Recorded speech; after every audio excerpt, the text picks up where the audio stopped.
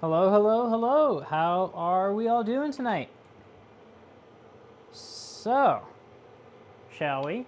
Last stream ended abruptly, inadvertently. OBS crashed and the computer was angry, so I hope it doesn't crash again tonight. That'd be great if it doesn't crash tonight. I would really appreciate that if it doesn't crash tonight. I should find some wood to knock on. Cool. So, what have we got to do? We're putting tubes up. We're putting another tube up here. We completed measuring it on the last stream, so that's great. I wrote that down in the chat on the last stream. So I think what this is actually going to end up starting with is me going back to the last stream and going through the live chat. Because that's where I wrote it down.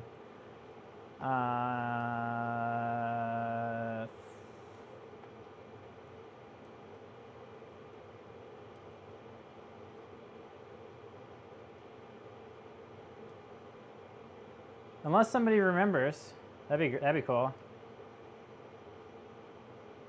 Okay, 7 feet 10 inches and 15, 16, 7 inch. Not to be confused with our previous magic number, which was 7 foot 6 inches and 12.5 16ths. I'm just gonna paste that in the chat again because that's like the most convenient notepad that I have at the moment. Wow, it is not easy to copy text from a live chat. Oh, and then you can't paste it there. Hello, Martin. Welcome to the stream. How is your 5200 doing tonight?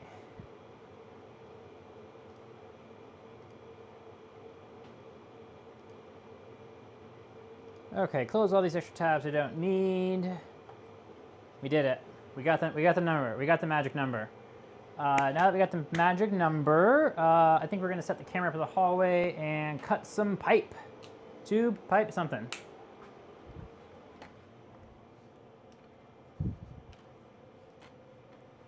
And how's my audio video doing? I have not independently checked that yet. So it could be awful, and I would not currently know.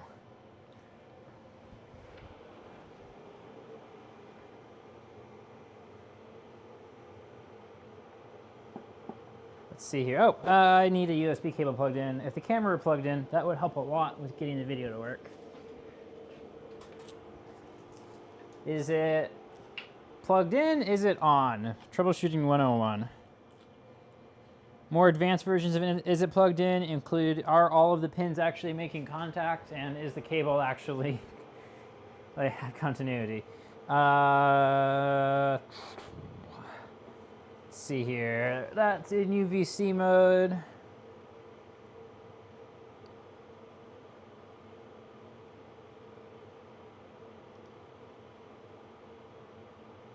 That should have worked. Oh, I have to do the thing. I don't know why I have to do this, but I have to do that. There we go.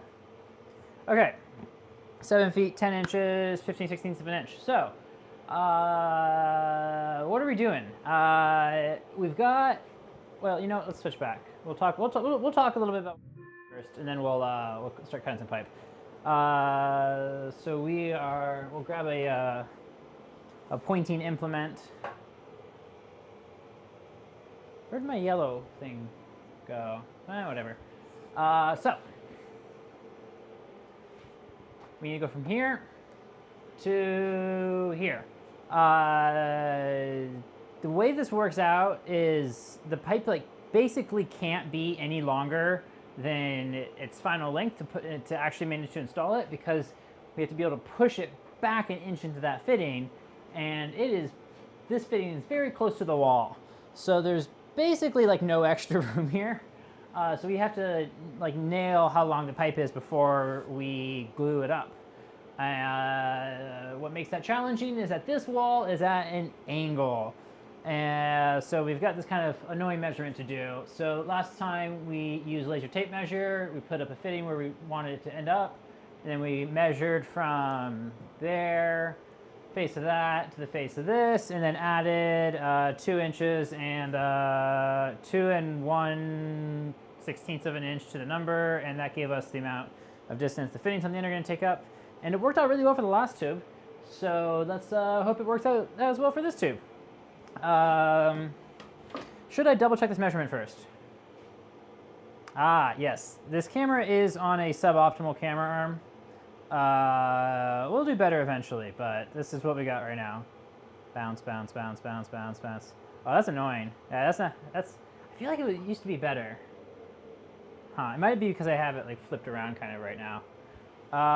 We'll just be gentle with this right now. So, Let's flip over to the hallway. Let's measure out a 7 foot 10 inches and 15/16 of an inch tube. That means I need a tape measure, which I have, and a marker, which I do not currently have in my possession, but I do believe is somewhere. There it is. So, should we double check our numbers before we do this?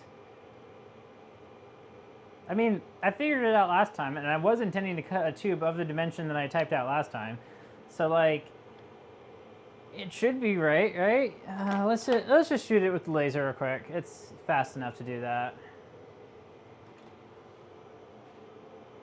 Laser, tape measure.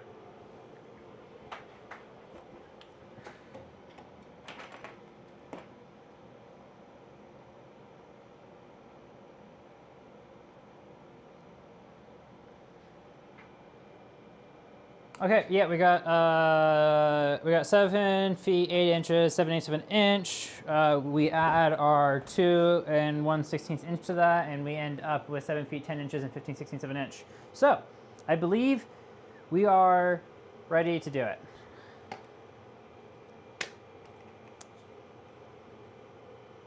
Where's the pipe cutting shear? It's already out there. Let's cut some tube. Now, I recall last time we determined that one end was not to be used, which is this end. So we're gonna cut this end off. Hi, let me flip the screen out so I can see better what I'm doing here. Oh, come on, don't flip upside down.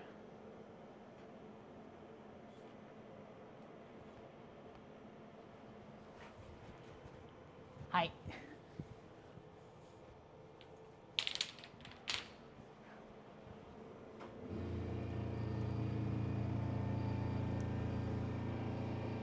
Okay, let's do this.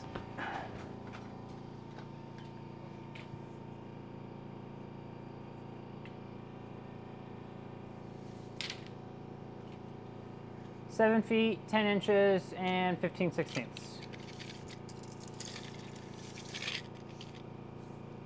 Oh, that's kind of bent. Huh. I feel like that.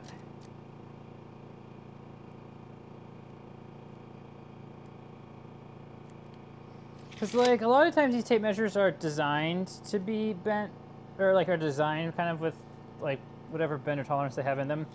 But I'm pretty confident that the bend that's in this one is simply due to it having been dropped. I'll show you all what I'm looking at here. So you see how the end of it's bent?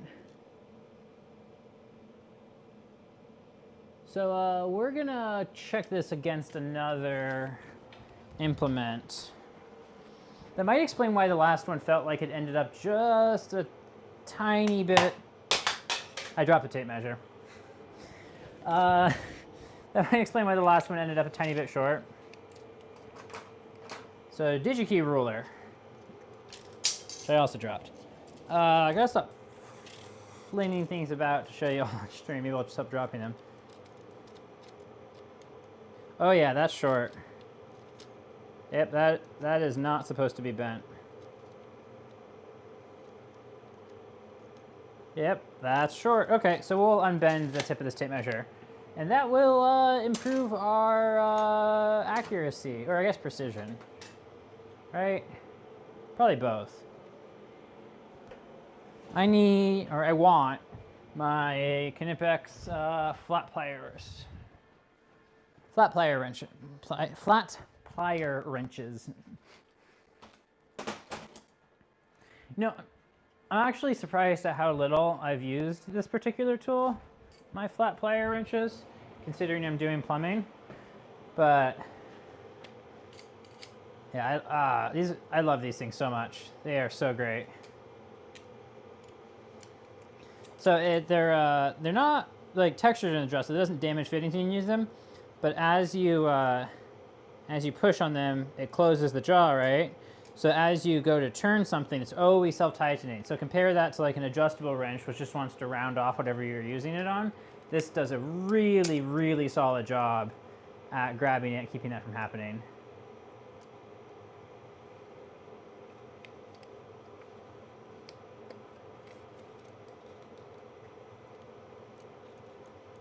So we'll squeeze that a few times, flatten that out. Okay, that probably is going to improve our accuracy here a fair bit. Let's check that measurement now. Oh yeah, way, way closer. Yep, way closer. Cool. Glad we noticed that this time. Let's cool. Let's switch the cameras over and get some stuff cut.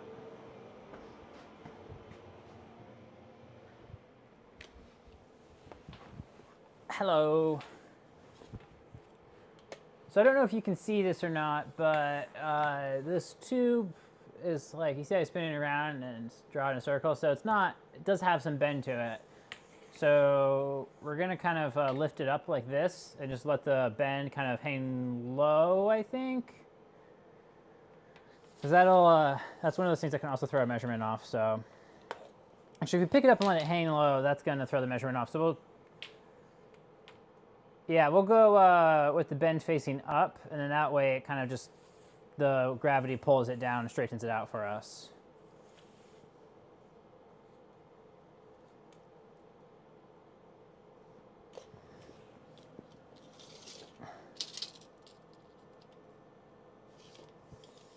Okay, 7 feet, 10 inches, and 15/16. And I can make a joke where I said the wrong number or something and let all of you in chat try to correct me and then me not read it, but I don't want to accidentally do the wrong one, so we're just gonna do 7 feet, 10 inches, and 15/16 of an inch.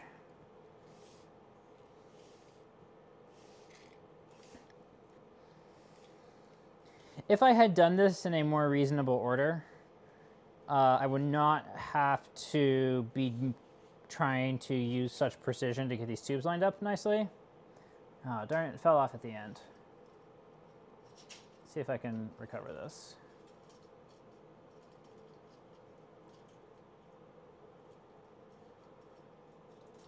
Come on, catch please.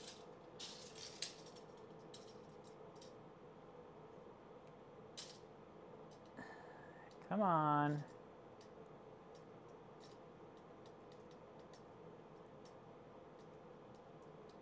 There we go, got it, okay. 7 feet, 10 inches, and 15/16.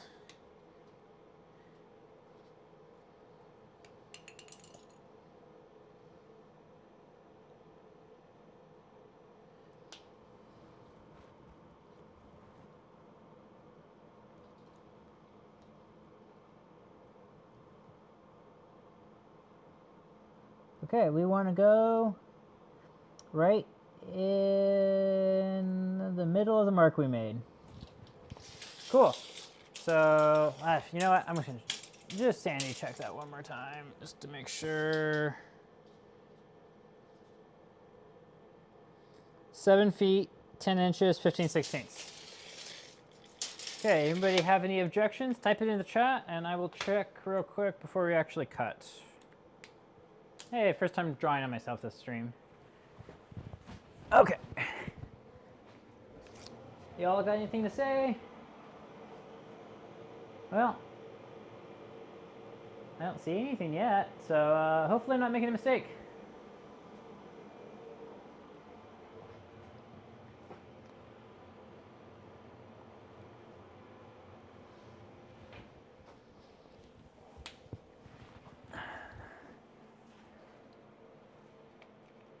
Ta-da!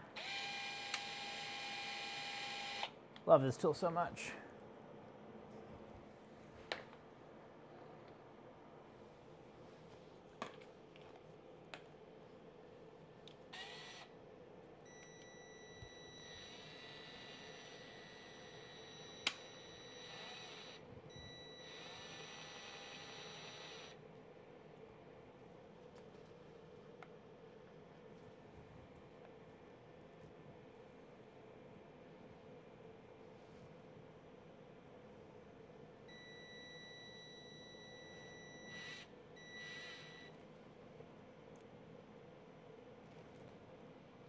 Okay, right in the center of our mark.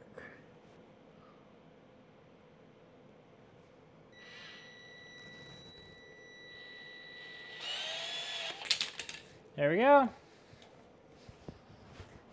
That's a 7 foot, 10 inch, and 15/16 piece of pipe if I've ever seen it.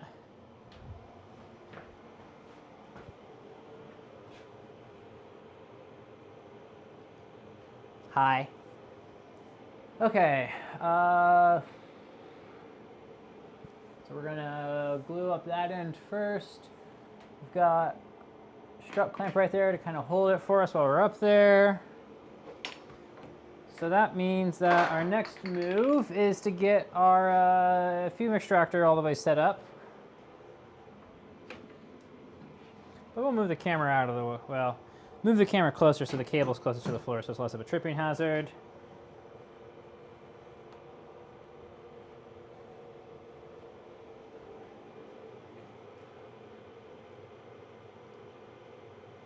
So, welcome to the stream, Maria. Good to see you.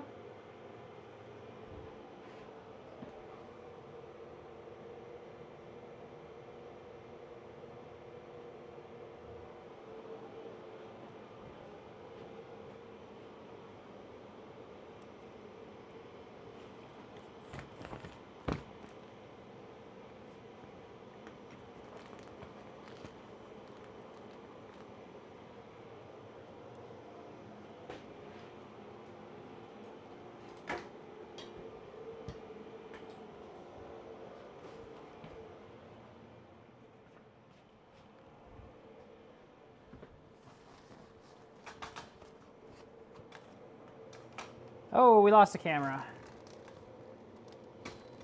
But we got some lighting. I don't know why that one turns off. It shouldn't. It really shouldn't. Maybe it's for tax reasons. Has the stream been going for 30 minutes?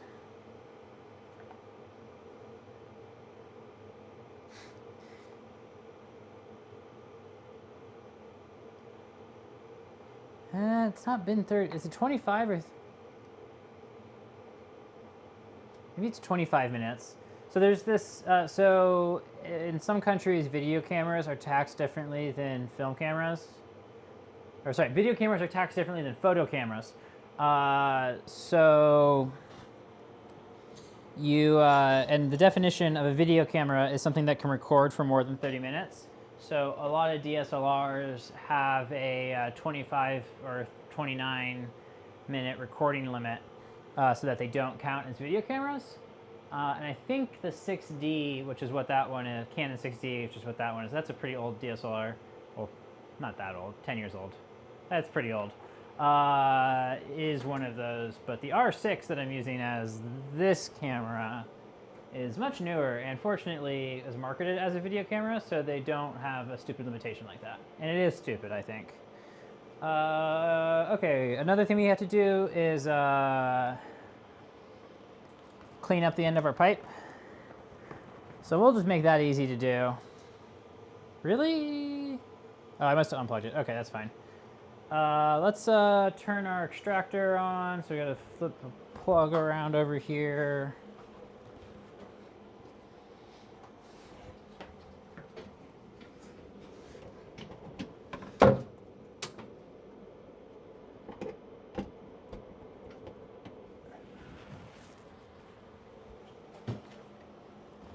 Okay, extractor's plugged in. Let's get it turned on.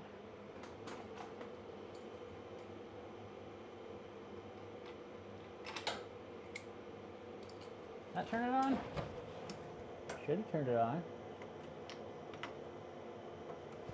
There we go. Extractor's on now.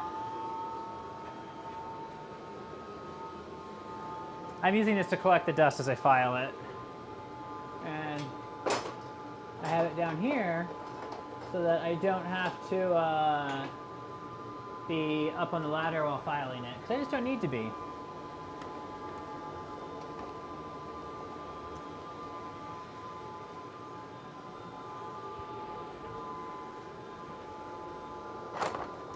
I really should get the tool to chamfer the ends. That would make things easier.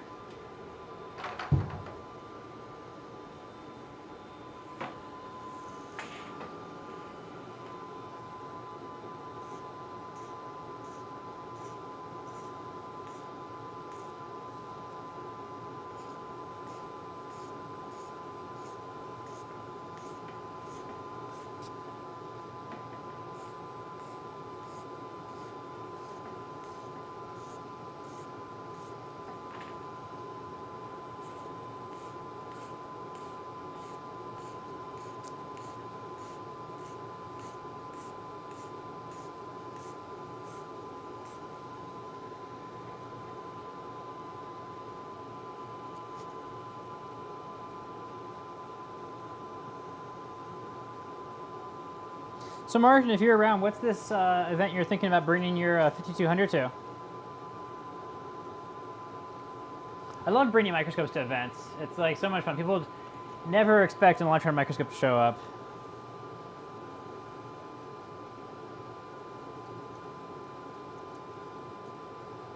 And I always find that microscopes I bring to events, they end up in better condition after the event than they do before, just by kind of setting up and tearing it down. And then you move it, something that was already kind of iffy breaks, and then you fix that. Now it's better.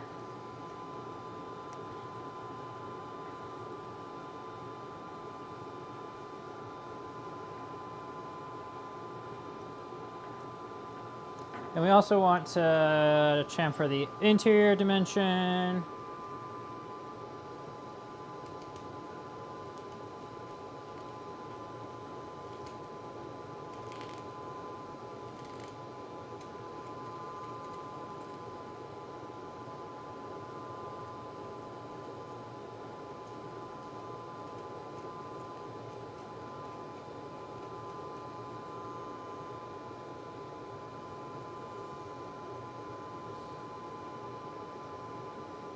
I think more people in the 40s and 50s knew what electron microscopes were than they do today, because electron microscopes worked the same way that TVs did then. So like TV manufacturers and everything were like marketing them.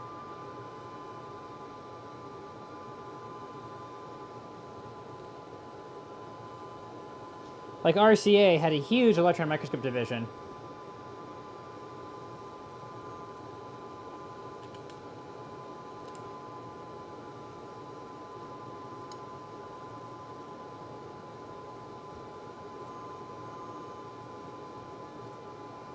Okay, that's one end cleaned up.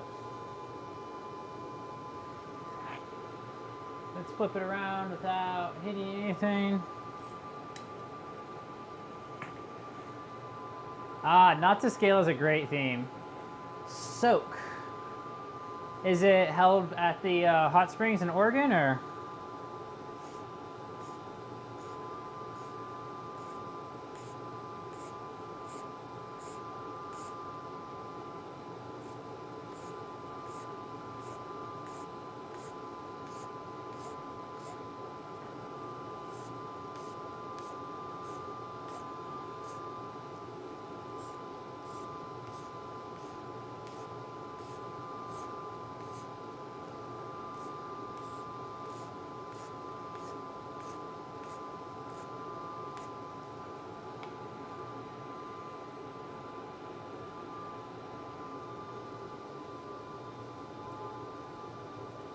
$5,200 is a pretty good microscope to bring. It's not that bad to move. I brought a T330, which is predecessor to 5200, to a conference before.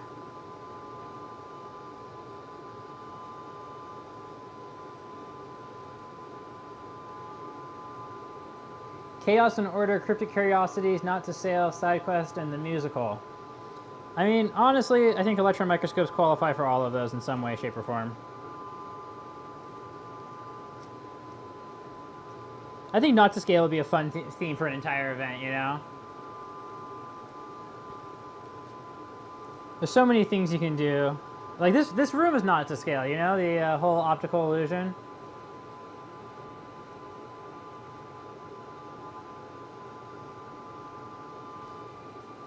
Is that a ranch with the hot springs? I'm trying to remember, but I don't remember the name of all the hot spring ranches in Oregon.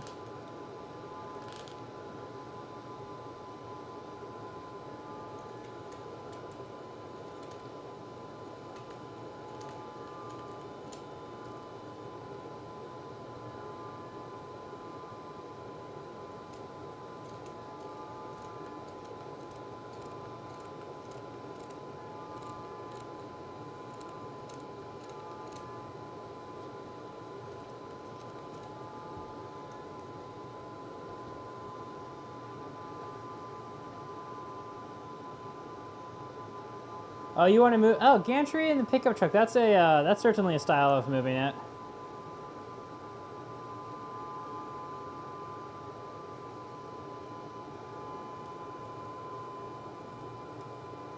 One of the reasons I want a Joel tabletop is to just be able to have something easy to bring to conferences.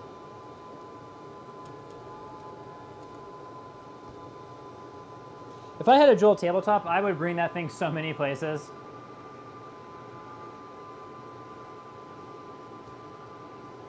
Okay, we got our ends cleaned up. Let's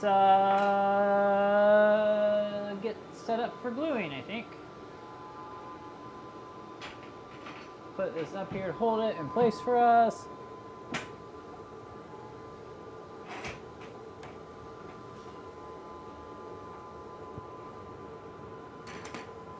Come on.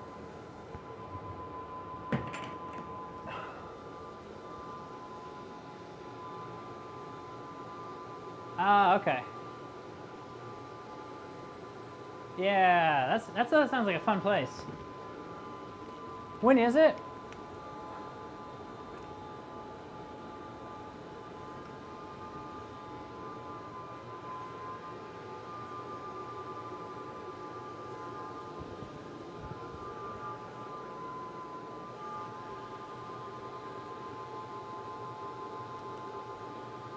Ta-da? Maybe? Maybe?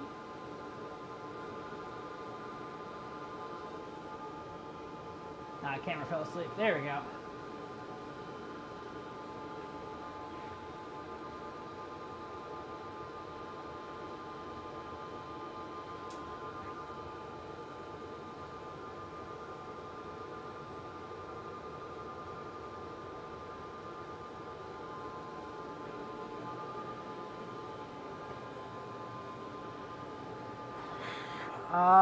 Okay, so we need to take down the tube at that end because that's kind of getting in the way of being able to glue this one easily.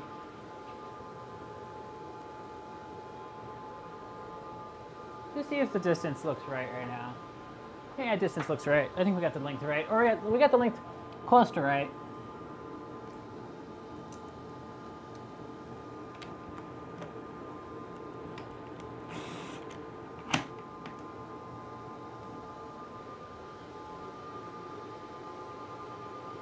Ah, Memorial. Okay, that's somehow coming up sooner than you expect, I feel like.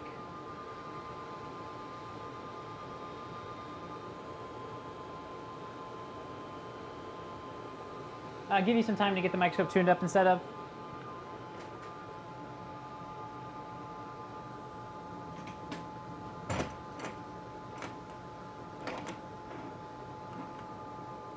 So do we want the bow up? Probably bow up. Let's use the marker to mark the bottom of it so I have a quick visual reference for when I'm tightening it. Yeah, I'm gonna buy a neoscope someday, or hopefully somebody will just give one to me. Most of my microscopes I haven't paid for. I mean, I certainly paid to move them. Neoscopes, though, they're cheaper to move, so people generally want money. It's microscopes that are expensive to move that people give you for free.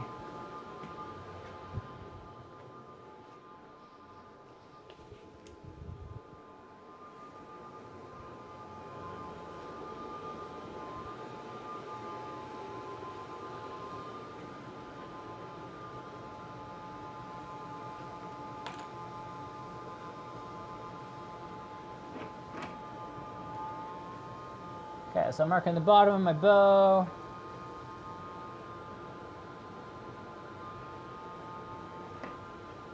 So now it's 180 degrees from the direction I had it in.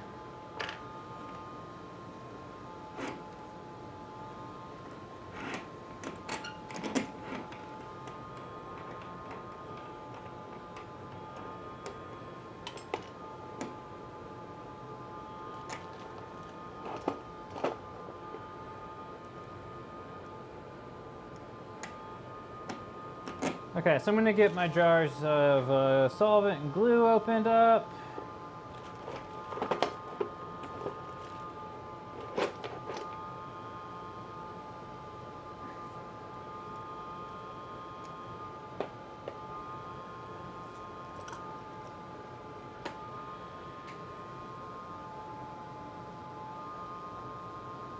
Okay, so we're gonna go.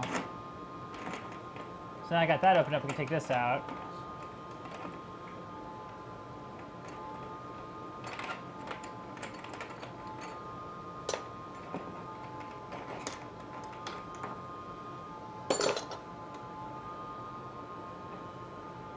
So we're gonna go primer, primer, glue. What do I do? Glue, glue, and rotate 180. Okay. Let's do this.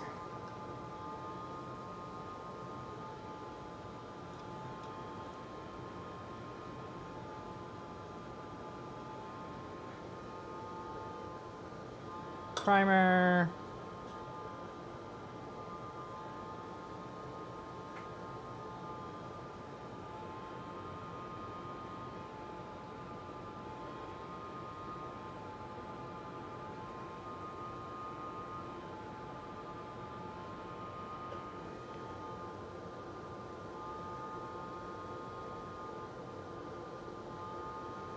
Glue in and 180 as we go in.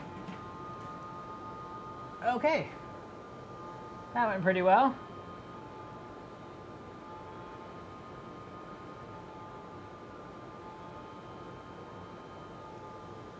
Just gotta hold that for a bit.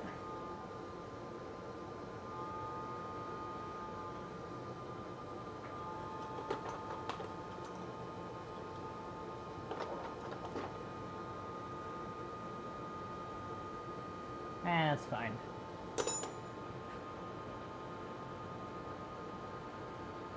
Not as perfect as that one, but it's pretty good.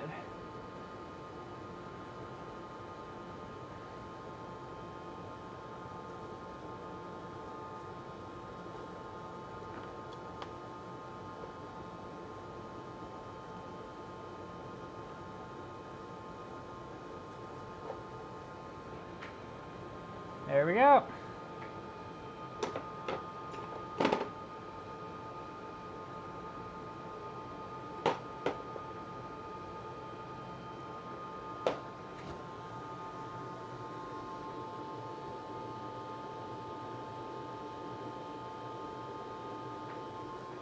I'm really curious about the gantry crane pickup setup. So you're gonna bring the gantry crane with you then? So you can unload and load there with it?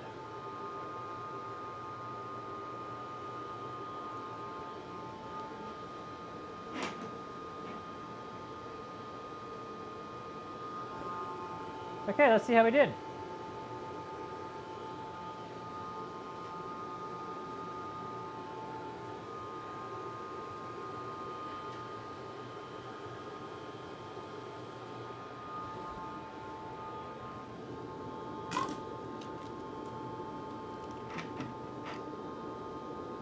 Nice, that was pretty good.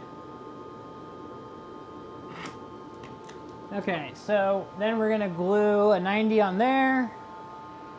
Then we're gonna do a vertical piece.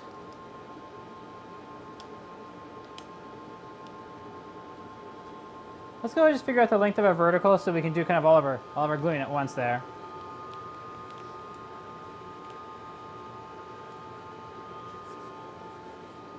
Yeah, let's work on mocking up some stuff over here. And then we'll do all the pipe clamping after we get that end glued up.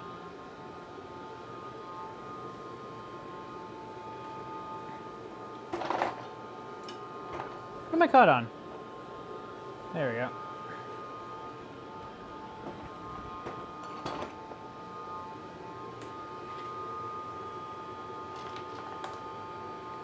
Yeah.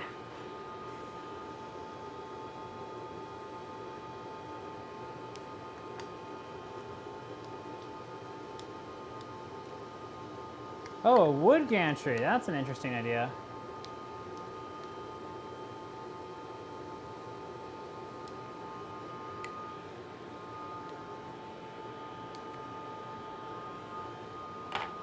Okay, let's bring a camera over.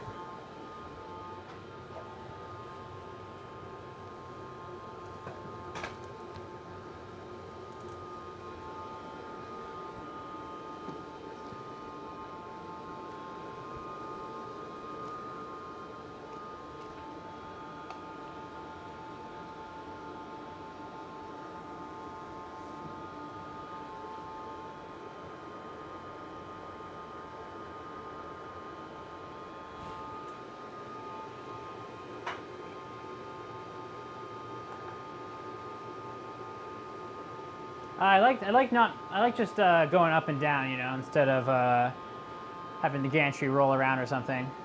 It's a good idea.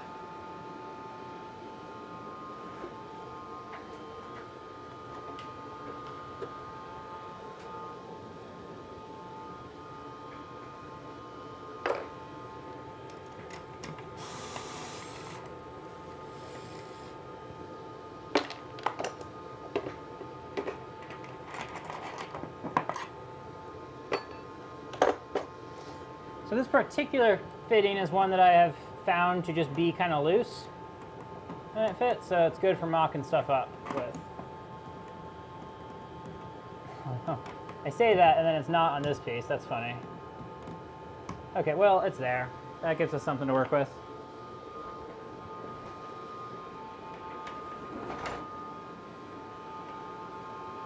Yeah, they got a forklift easy mode.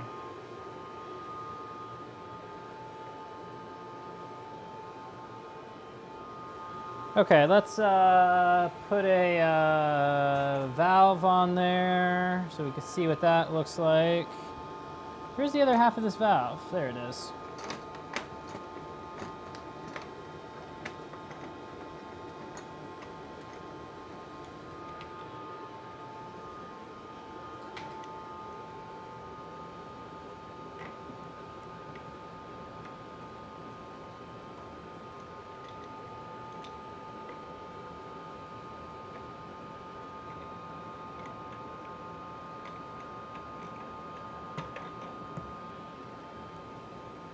Okay, we got a valve up. Is this the right length? No, it's too short.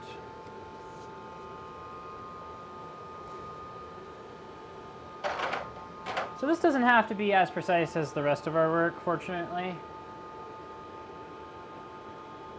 I'm gonna go ahead and get this one clamped on down here because it's gonna be where it's gonna be at this point, so.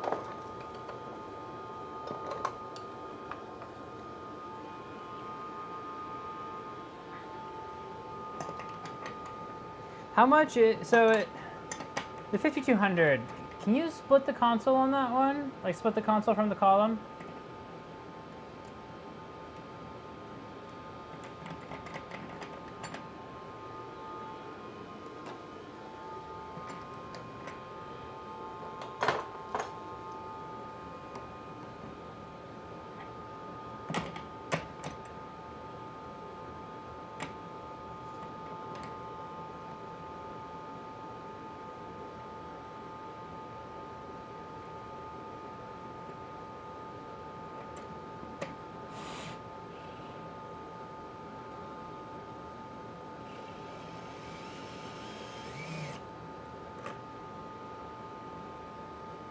Okay, we got that one on down here.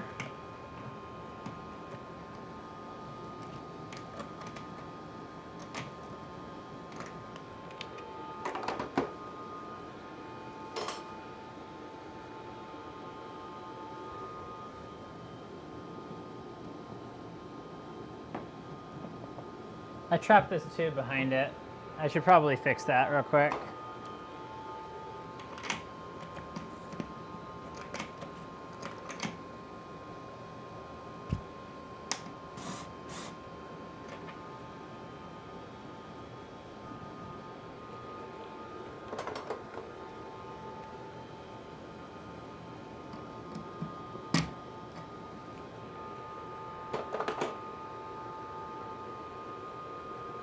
No, 700 ain't bad.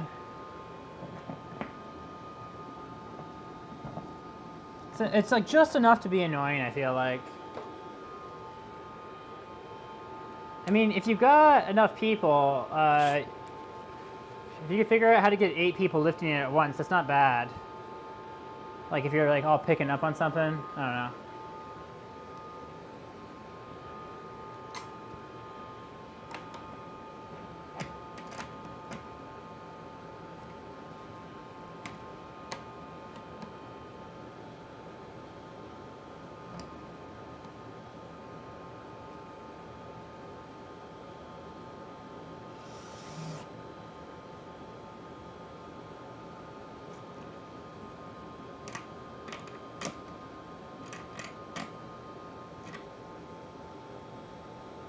Okay, we got a clamp on, and we don't have a tube trapped behind it this time. I guess I need to move these.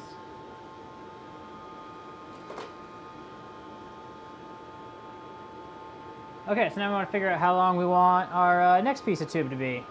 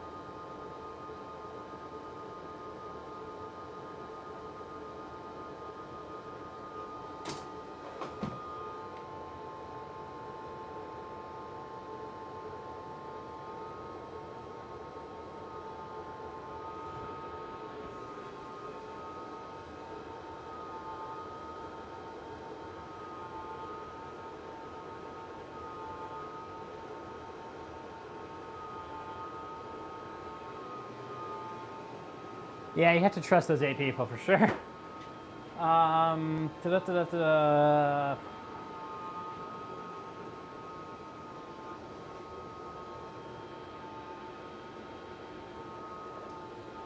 Valve.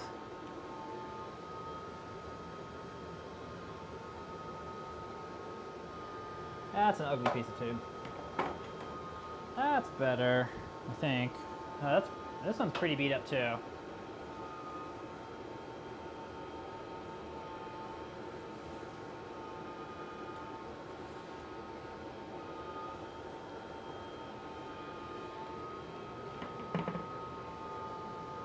Yeah, let's go ahead and just mock this up with a shorter piece. And once we get it where we want it, we'll measure from there.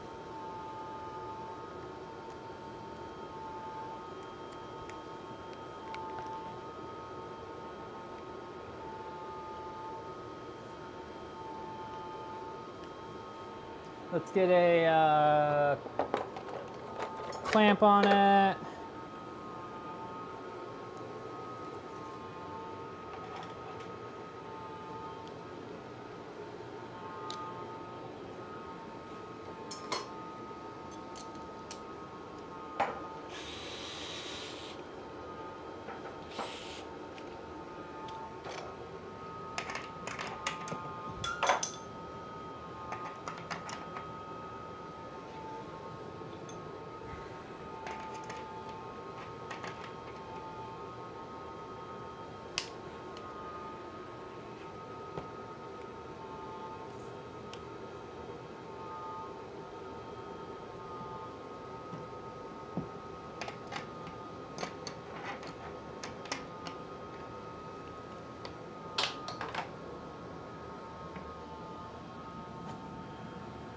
Okay.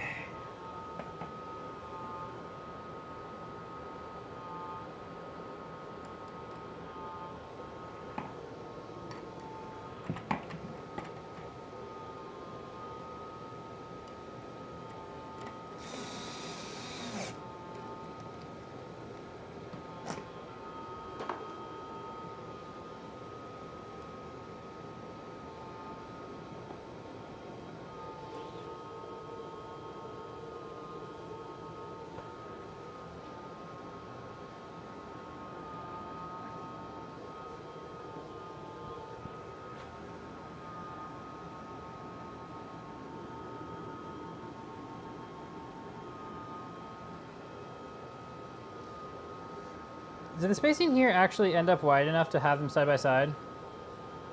I think it did. Because it turns out that the spacing kind of expands. It might not have. Let's go ahead and just do the staggered.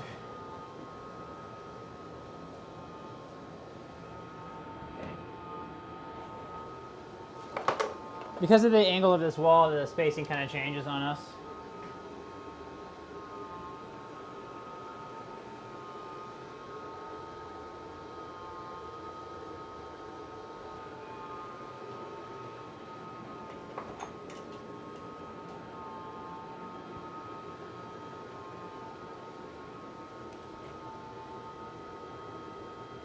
Okay, so that's our 2-inch spacing up top right now.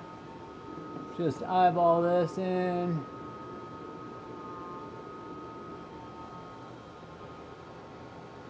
Yeah, we're gonna go staggered for sure. Okay, I think whatever we got right now is good enough. I mean, it looks pretty much exactly where I want it, so that's more than good enough.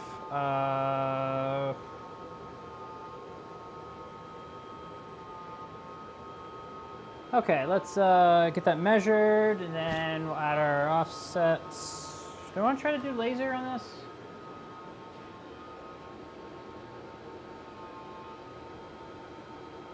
Nah, we'll do tape measure.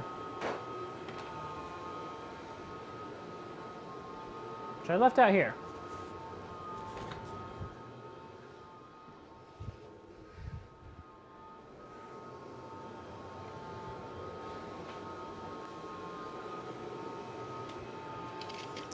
Oh, we lost the camera. Hi.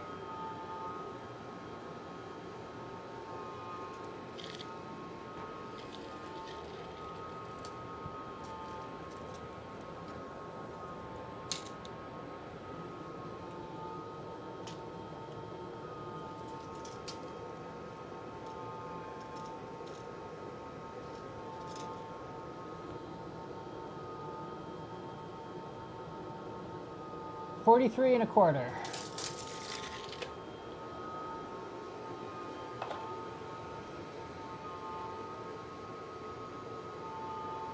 $43 1/4 inches.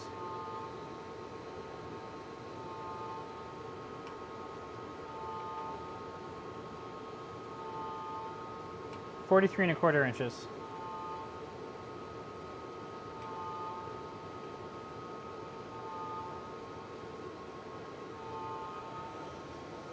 Already second guessing myself. Yep, 43 1/4. Okay, so then we need to figure out what our depth offset is because of the valve, and I think the valves might be slightly different than the rest of this, so.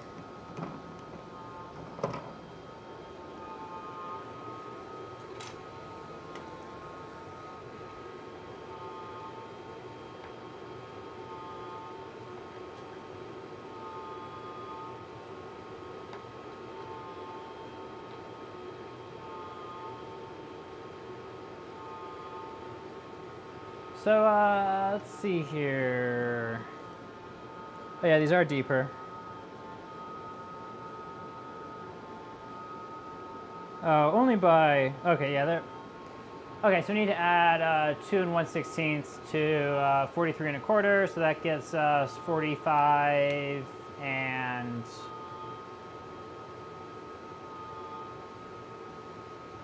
5/16, is that right? If I add 2 1/16 to 43 1/4, that's 45 and, because 1/4 and 16ths is 4/16, so 5, so add a 16th, that's a 5/16, so 45 and 5/16. 45 and 5/16 inches.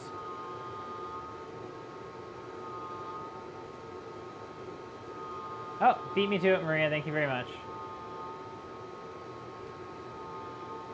Cool.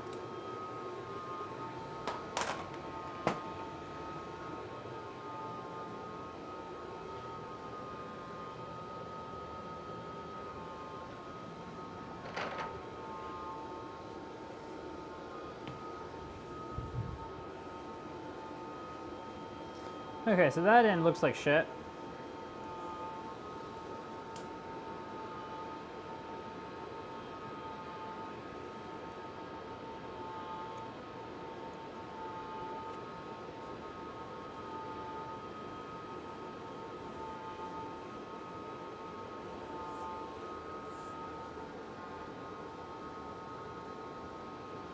This, so yeah, that's the bad end, so we'll cut from there down.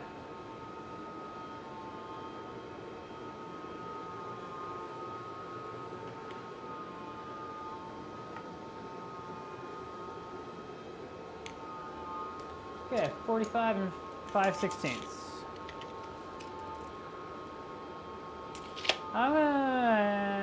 That end could be square, or more square.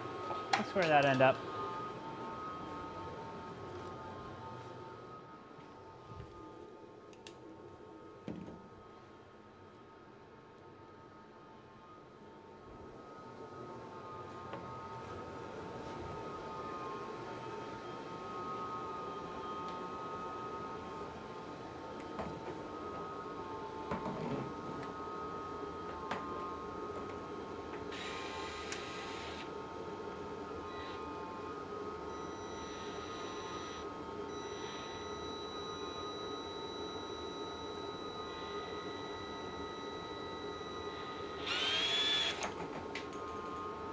That's more square. Cool.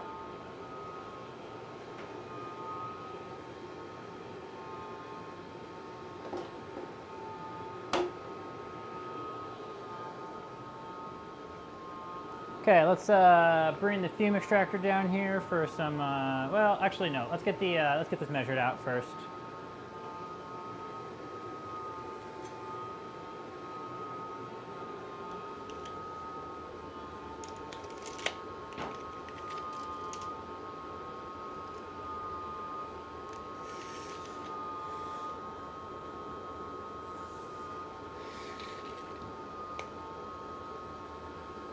$45 and 5/16.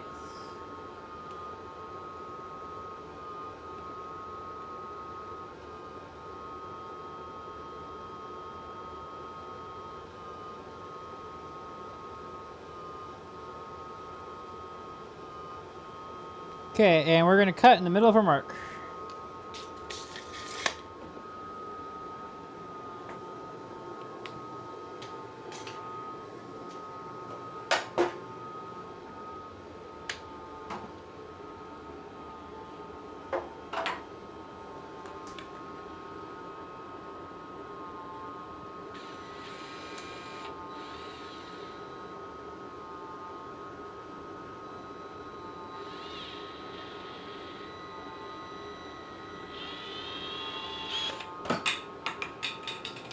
Amazing tool.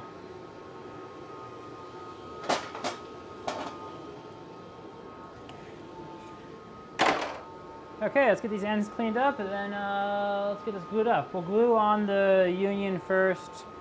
Remind me, please, please, please remind me to put the both halves of the, or both parts of the union on, so I don't make this impossible to assemble later. So that would be sad.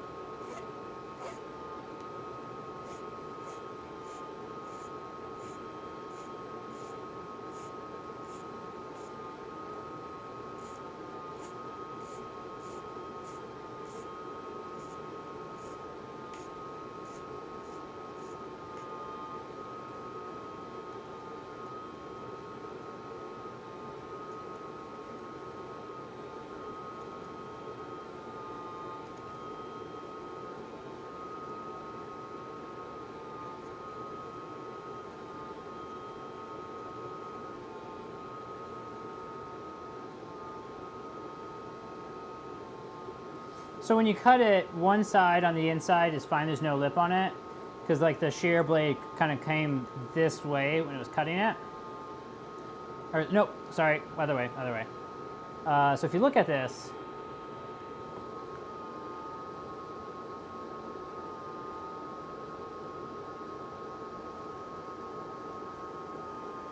you can kind of tell that it's not quite, it doesn't look concentric perfectly.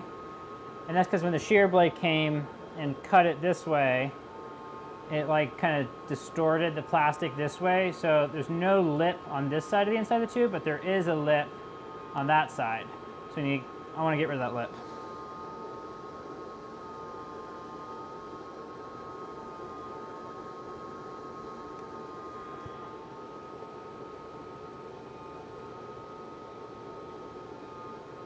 So lip starts there.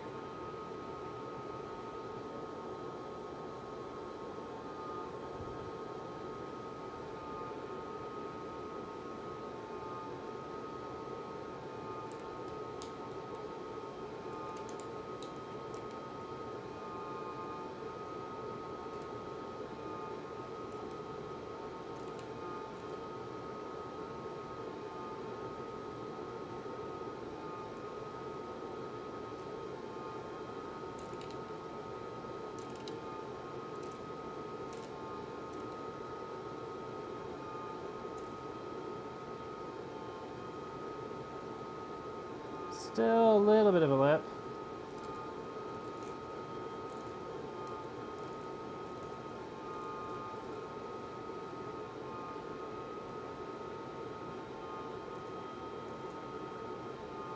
Is that, that's you, DigiRend, right? Let's see here. How goes laying of the pipe? It goes pretty well. We're almost done in this room. In fact, this is the last piece of pipe that goes in this room, and then we're going to be flipping to the front room.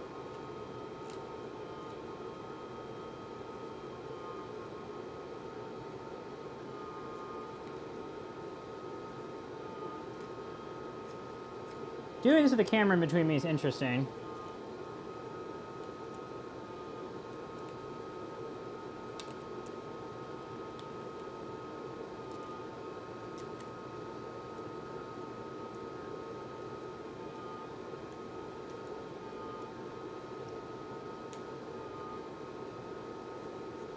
Cool, that's cleaned up. I guess we got the other side to do too. Let's get that done real quick.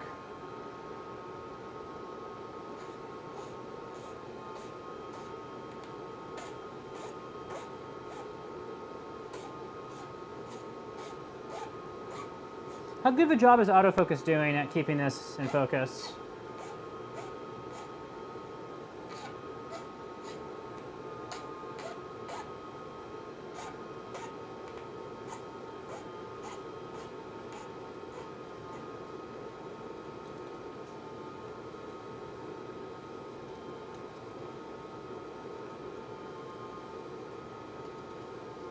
Well, I got pretty fast at doing the outside ones, but I got some process improvement to do on the inside one still.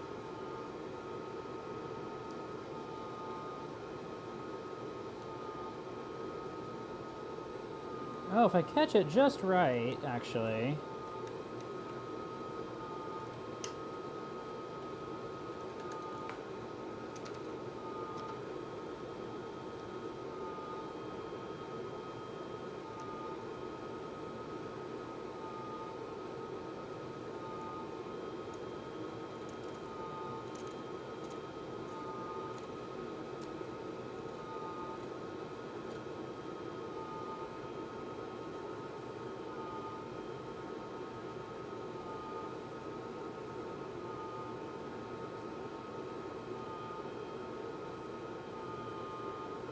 I love it when autofocus is competent. It's not always. Cool, I got that all ready to go. So yeah, this is the last piece of pipe in here.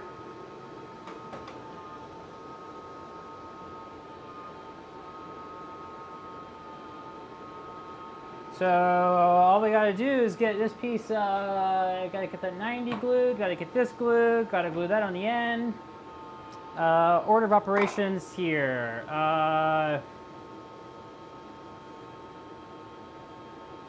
Let's do, we'll glue valve onto pipe. Okay, so we're gonna do valve onto pipe, and then we're gonna do 90 onto horizontal run, and then from there we're gonna do this into the 90. And we can do the valve, it doesn't matter the angle we do the valve at because we're gluing a union on. So the valve can be set to, readily set to any angle we want, quite simply, so cool.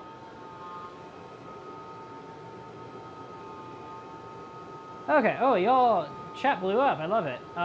What's going on?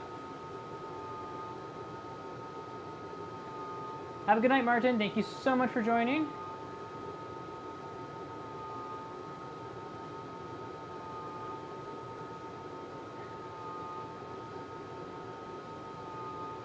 The two Haney boy. Oh, the two tubes here. Yeah. Okay. So those are for chiller maintenance. So on the back of all of my chillers, here I can actually just show you this.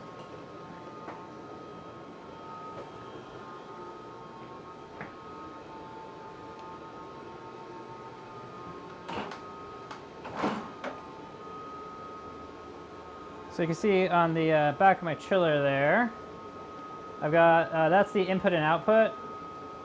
So those are CPC quick disconnect fittings, these. So those are, they're really great. I can disconnect them and there's almost no drip, a little bit of a drip. And they've got shut-offs. Come on, focus please.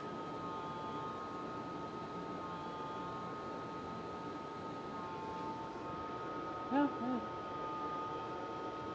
There we go. Okay, so they got these shutoffs in them that are pretty great. So then when I want to do chiller maintenance, I can take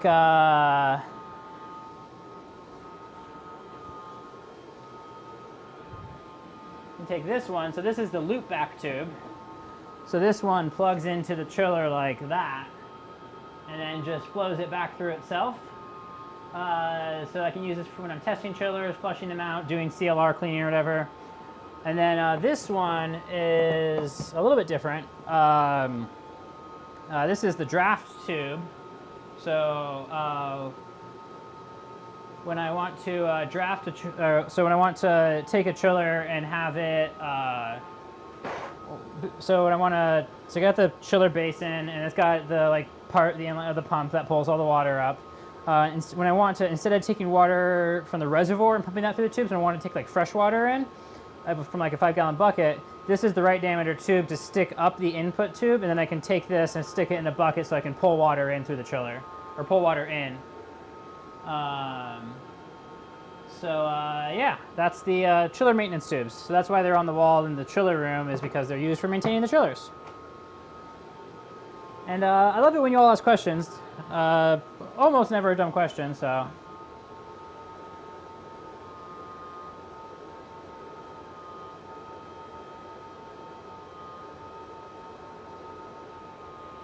Does that make sense?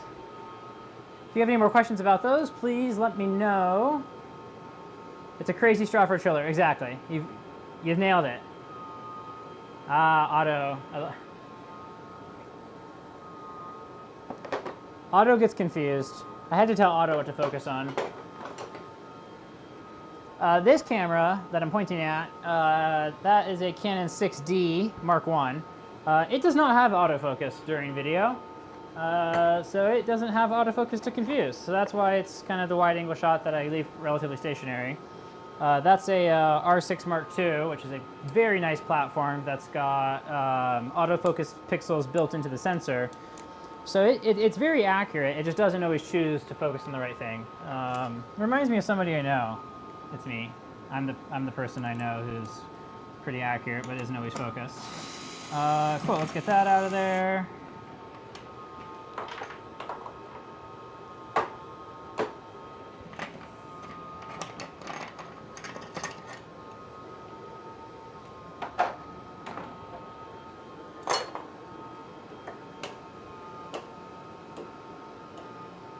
Auto seems like Auto is trying sometimes, not all the time. This is my conclusion. Okay, so what did we say? We're gonna do union, then we're gonna do union 90 vertical. Oh, you know it.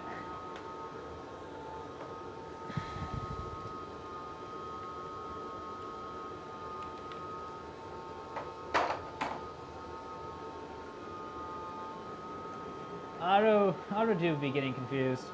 Let's see here.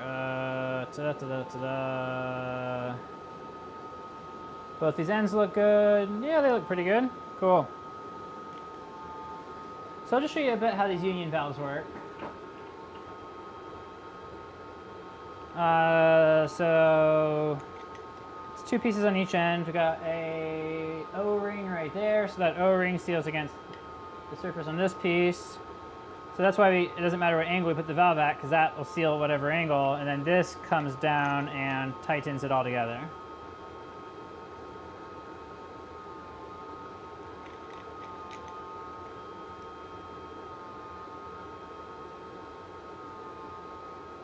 And if you want people to judge you mercilessly, you put Teflon tape on these threads. And that's pointless because the threads don't actually seal anything. So if you ever see Teflon tape on a union, you can kind of laugh at whoever did that. Same thing with compression fittings.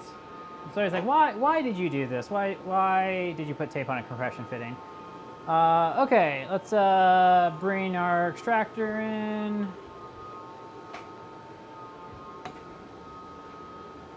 Got our big old tube here. Let's bring our glue closer. Okay, so what are we going to do? We're going to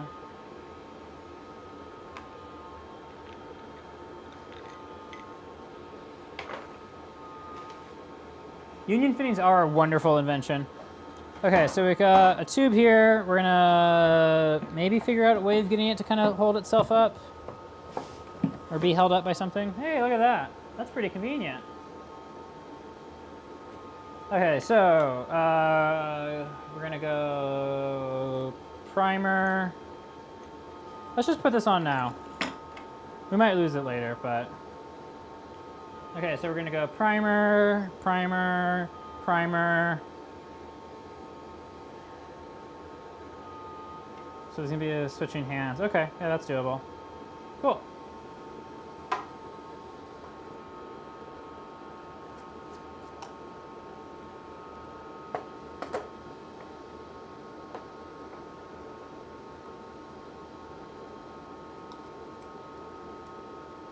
Why did so much come out on the lid?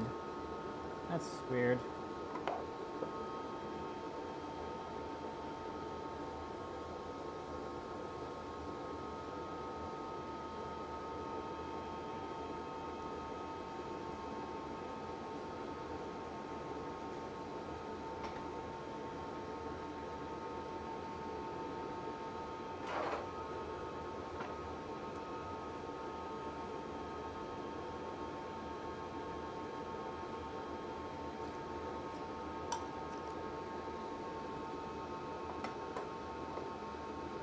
Let's move these lower where I can kind of see them easier. Are you supposed to shake before use on this? Stir, shake before using. Okay, I haven't really been doing that. Should have probably been doing that.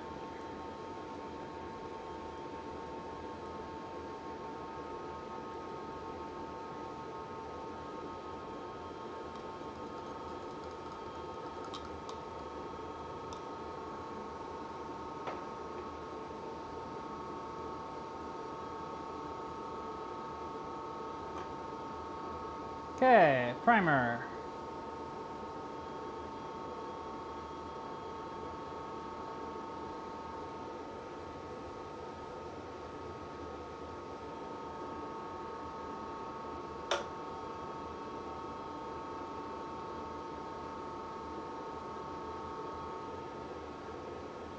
Cement.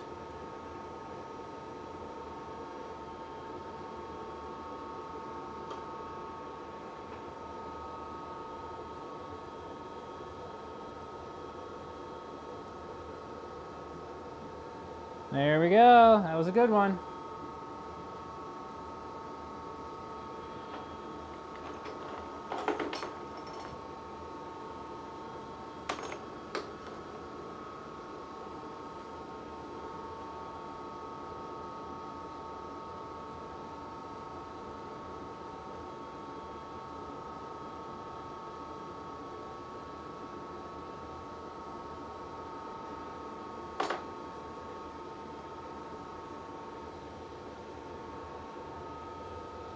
Okay, so that's done. Well, I mean, it's not cured yet, but it's interesting when you when I blow on it, I can see like it evaporate off the surface, and then the solvent kind of keeps moving through it, so it evaporates off the surface, and then it gets hit by the solvent again. Let's get these cans closed up for now. So our next joint we're going to make is up there. That's our 90. So we'll be doing that from up on the ladder. Let's clear a little bit of our excess stuff out of here that we don't need. Try to not hit myself in the face against the pipe.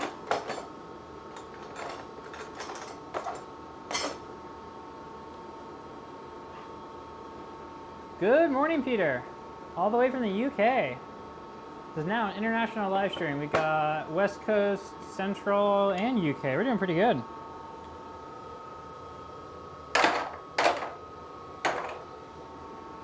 Actually, let's we'll hang on to a short piece. Actually, let's use this piece, I think. Oh, this is my loosest one. That's my loosest 90. Let's not use that loose one. The loose ones are useful for mocking up stuff.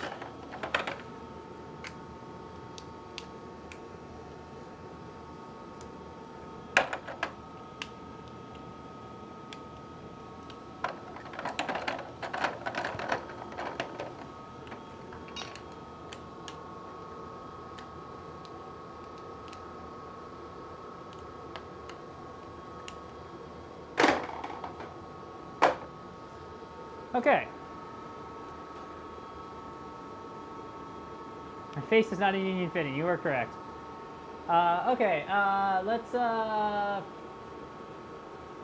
don't want to do this. Let's do fume extractor on the left.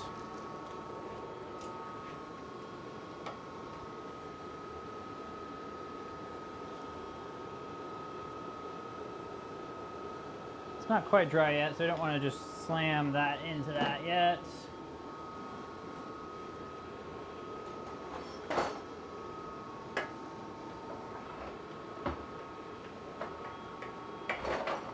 Here, we'll put me here. And theoretically, we should be able to get this close enough.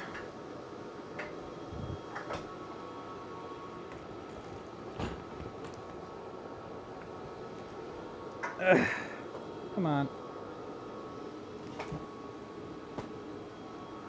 So, Maria, what's it like being the only one on the stream right now who doesn't have an electron microscope?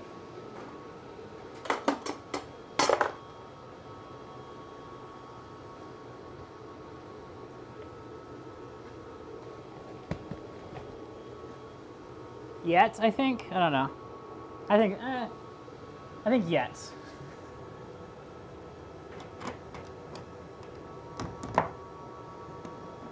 Oh, this is gonna be fun. I want to be closer.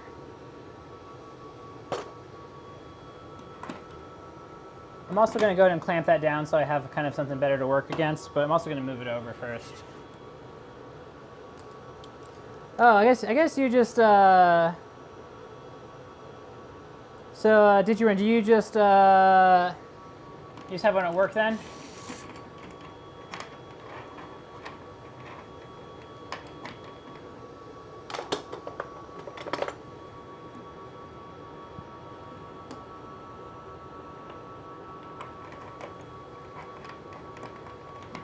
Okay, but Digibrin, you have a channel in the electron microscope Discord that has your name on it, followed by electron microscope, or followed by an electron microscope. So you kind of have one. Are you responsible for one? I guess.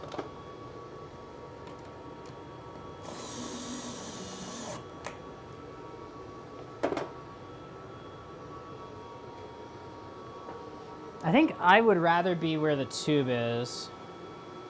Any idea where you can get one? I got a few ideas. eBay's usually pretty good.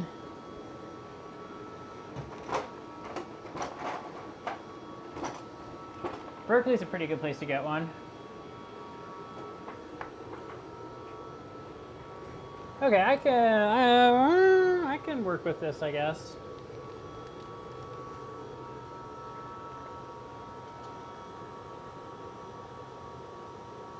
Oh, okay. I thought you had one for some reason. I don't know why. I thought you had one.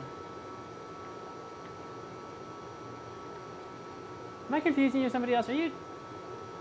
I thought you were DigiRen in the SCM Discord. Is that correct? Am I wrong?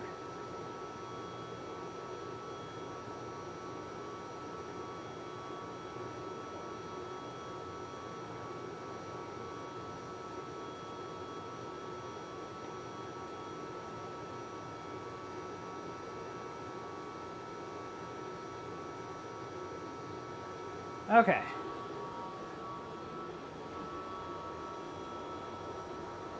Well, Marie, there's two. Or I guess both of y'all. Okay, I'm sorry. I got you confused with somebody else. My bad.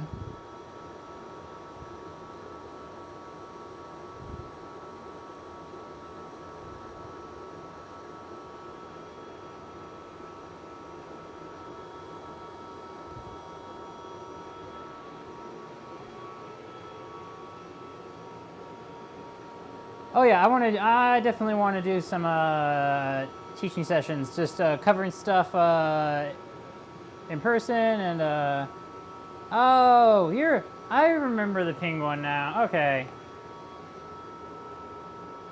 Yeah, it's been a while since the Adafruit streams. I gotta get back on an Adafruit show and tell. Maybe I'll do that this week.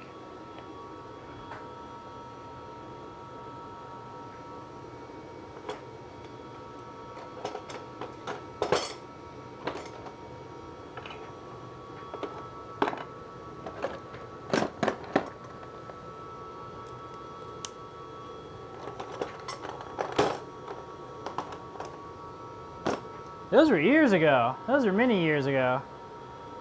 That was back in the day. Back in my day.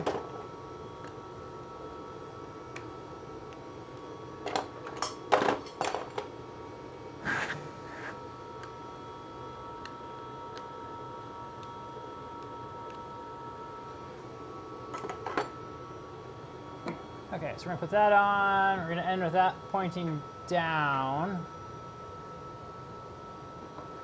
Here's the length. Yeah, we're happy with the length, I think. Okay, how do we want to do this?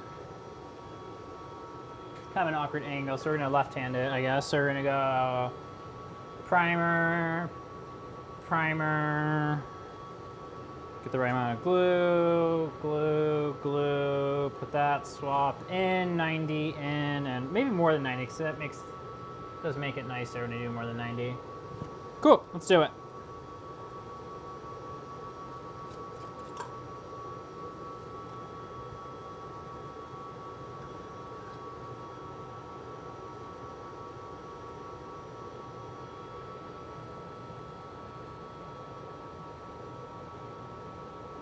Right, and the direction of the brush matters because of the ceiling clearance issue.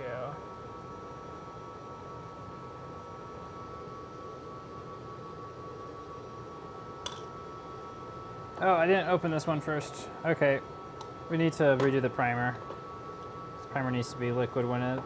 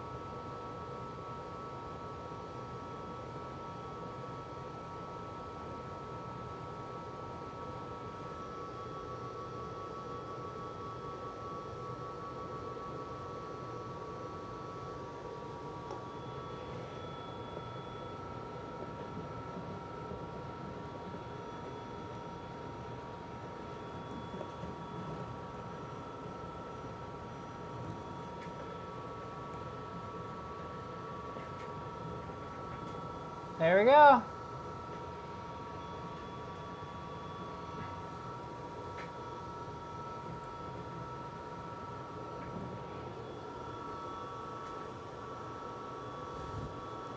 Have a lovely evening, Maria. Hope you get more than 3 hours of sleep tonight. I'm sure that'll make you feel a bit better tomorrow. Yeah, you did say the other day you've been here for a while. Cool, well, happy to have you back on the streams. Have a good night. Hopefully I'll see you on stream tomorrow.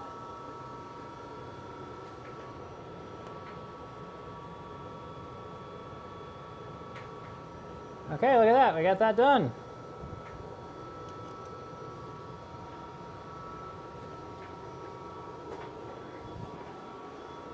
Okay, time to get this piece glued up.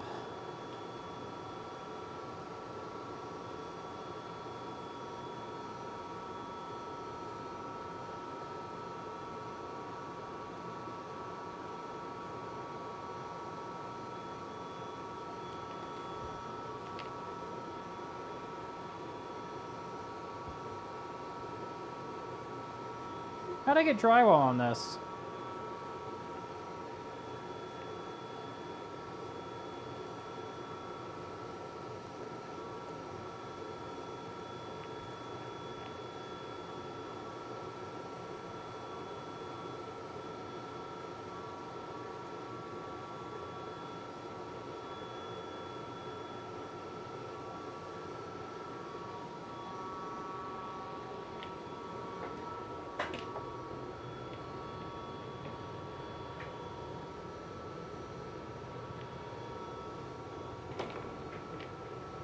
So this one's going to be interesting because the primer is going to want to drip down on me when I'm holding it. So I'm going to move my ladder slightly so that I can work on this at an angle.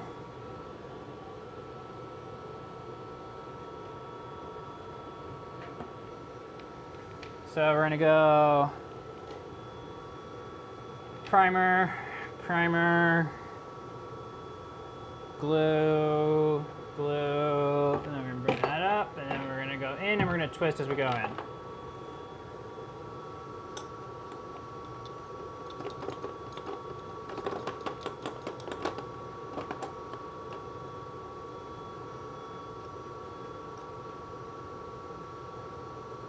So primer,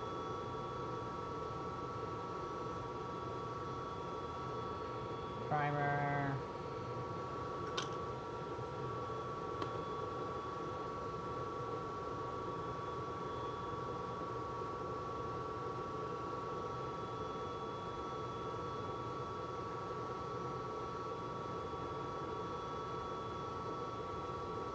glue, glue, and in and rotate.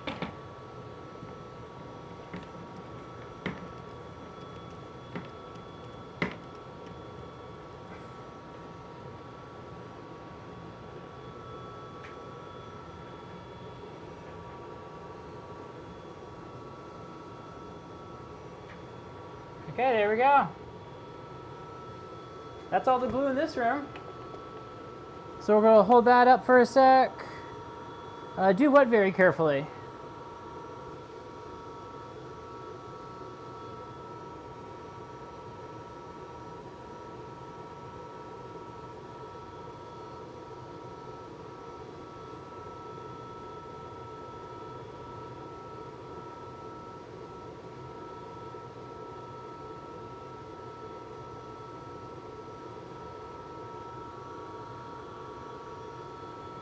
Okay, that looks like it's setting up pretty nicely. Well, no, we'll give it a little bit longer.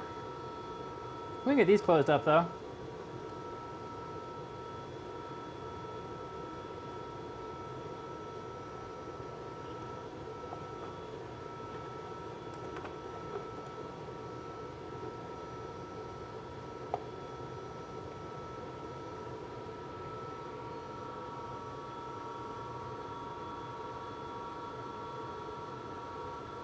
Oh, I don't think I got the drywall on the pipe carefully. I think I got it on the pipe not very carefully. Just banging it against the wall probably. Okay, that should be good. Okay, so that's secured, so we can go ahead and put clamps on there, but I think I got that one successfully recovered this time. That was weird. Are we back?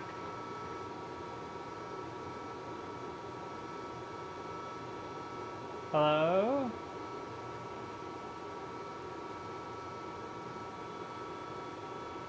I think I'm back. Yeah, okay, it looks like we're back. Cool.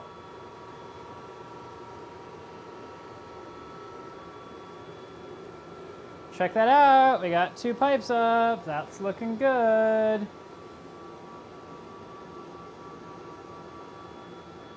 No, that was OBS crashing again. It did that to me last stream too. I don't know why. It happened when I switched windows, accidentally. So we're just not gonna switch windows, I guess.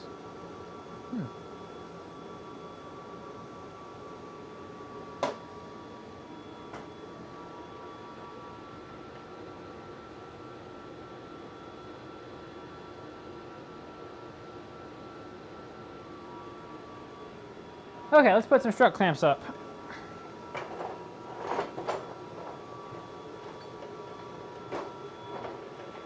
Yeah, last time I was too slow to recover it, so YouTube ended the stream for me.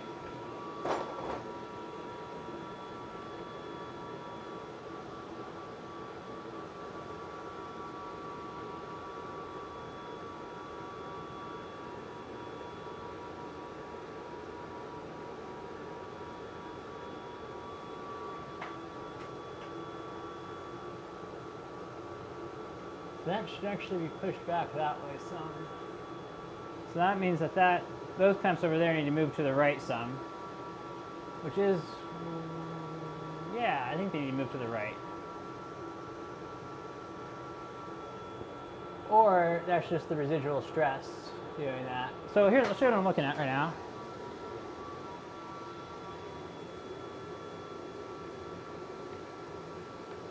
Yeah, I don't know. It just instantly, it just like died. It didn't freeze. It didn't do. It just closed. It was done. It was like good night.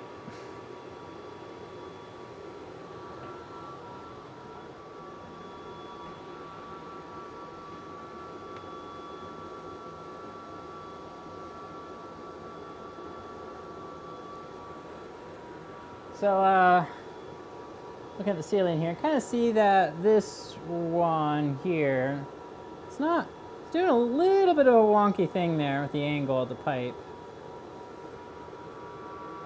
So I'm thinking I'm gonna kind of try and shuffle things around a bit, but I think that's probably because of like the bend that was kind of naturally in the pipe.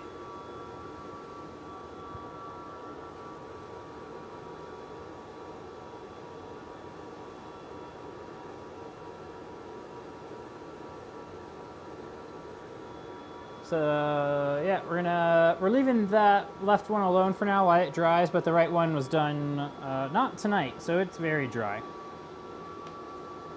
Does PVC cement dry, or does it cure, or does it do both? I don't actually know. I mean, it looks like it's drying because of the solvent, right?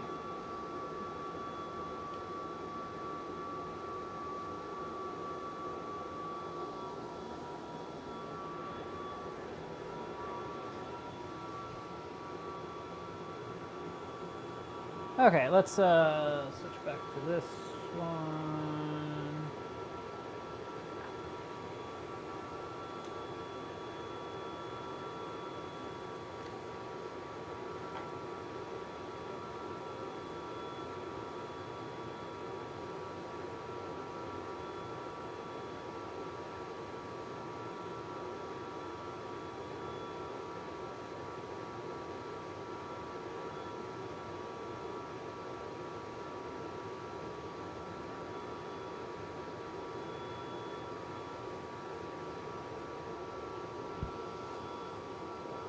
Let's see here. Let me get this fixed.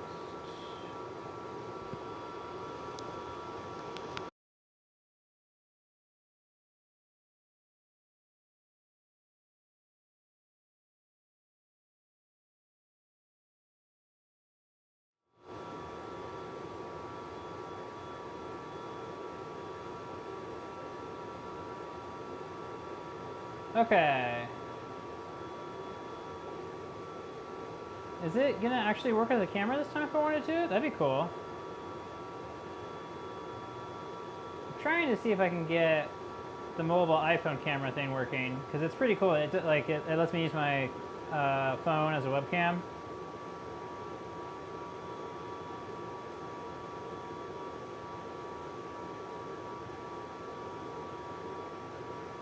Come on, yeah, there we go. Oh, it's working on this end. Is it working on this end? Hey, look at that. iPhone camera's back. Okay, we can easily do mobile stuff now. I love it. Cool. Well, I was just looking at that because we just restarted, so. Okay, I think everything's back set up now, which is great.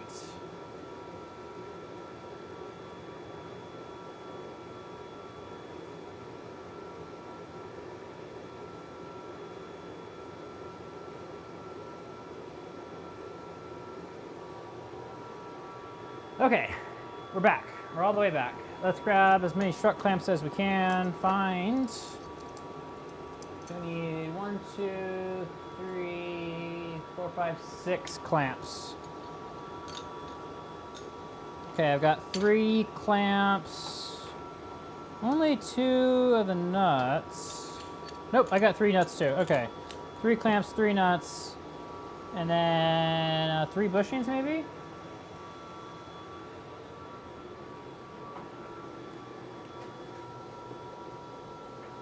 Yeah, there's a 3rd bushing up here. Oh, there's clamps up here too. Sweet. So what do we want to do about this wonky one? Do we just want to put a clamp in it and call it good?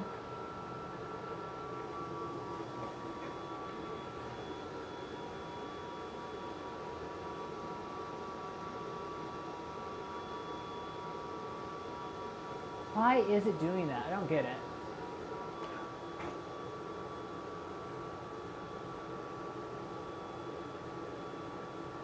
I think if we loosen that end, we'll be able to take out the weird bend in this end.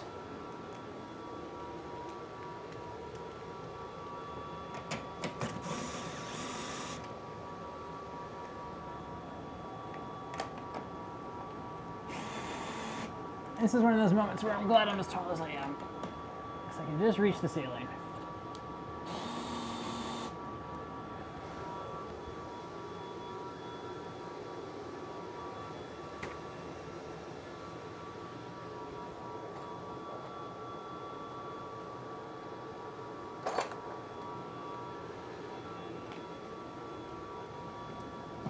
Gotta kind of split the clamps open once they've been tightened down. They don't, even if you loosen them, they don't like pop out immediately.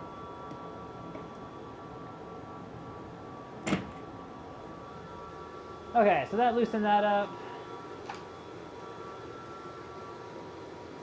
Well, it's been great having you, Rampancy. Rampancy Inc.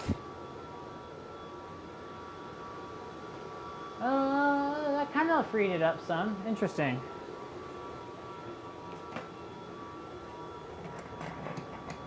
So if I kind of push this to the right some,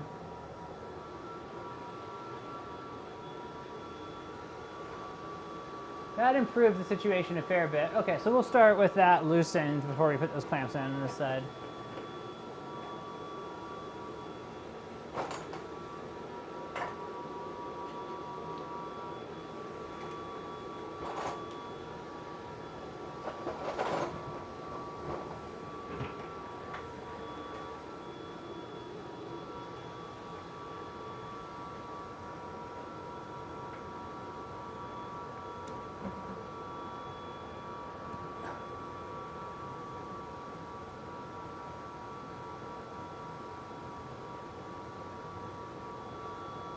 Okay, are we happy with how the strain of this looks now?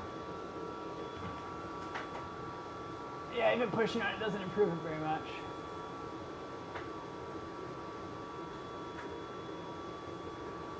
Is it this one that's being weird?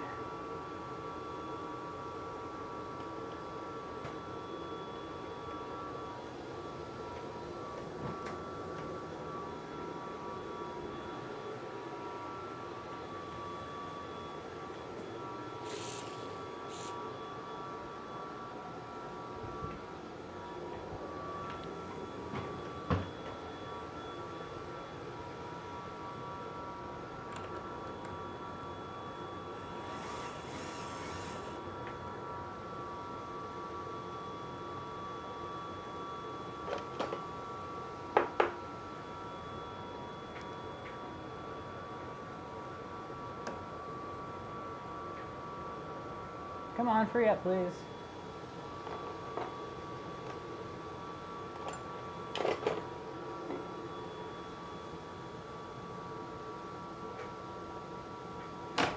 Come on.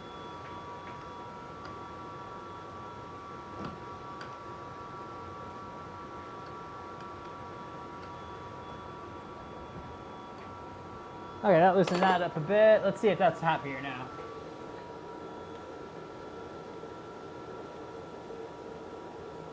Oh, it's that piece, isn't it?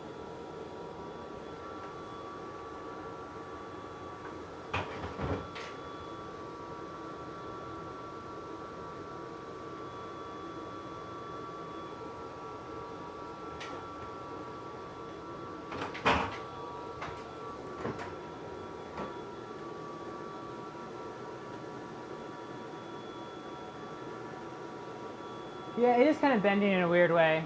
I think I've got the strainer released now, though. I mean, it's better than it was. I think one of the pieces of pipe is just kind of twisted. This stuff is like not straight at all.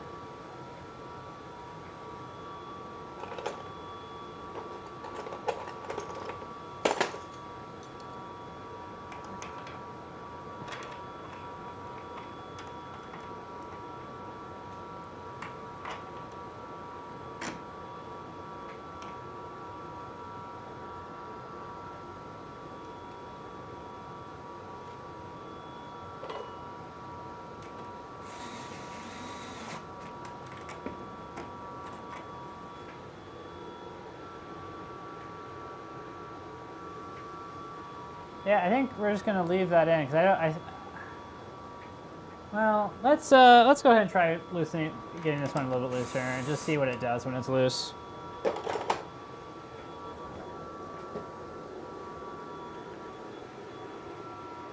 It does look good at a postage stamp scale. Got our purpose-made clamp loosening tool here, which is a flathead screwdriver.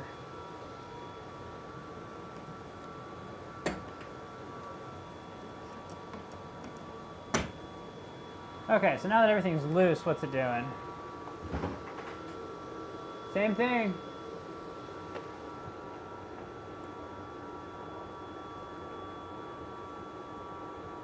Oh, okay.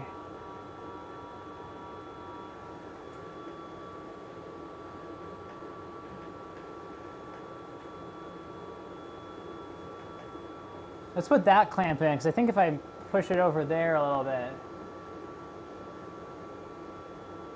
that does a pretty solid job. Well, then that makes that pipe not straight. No, it does make it straight. Let's do that. Well, it's complicated. Okay. We'll wiggle it around some, let it settle however it wants to settle, and then just go with that.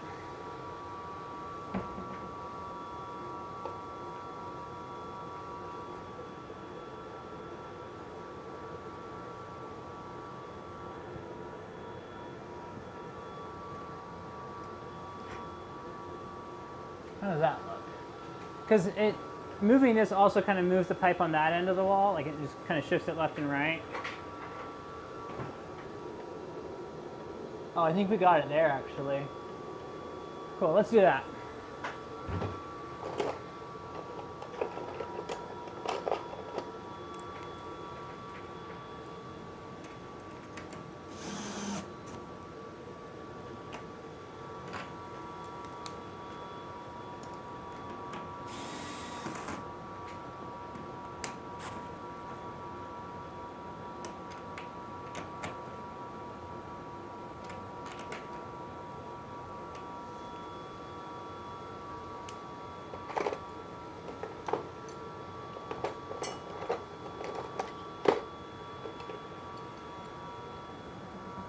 And I guess we're doing this one now.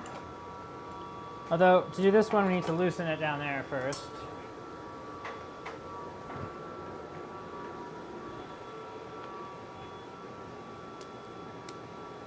Yeah, nothing. Yeah, welding especially, nothing's ever really straight in welding.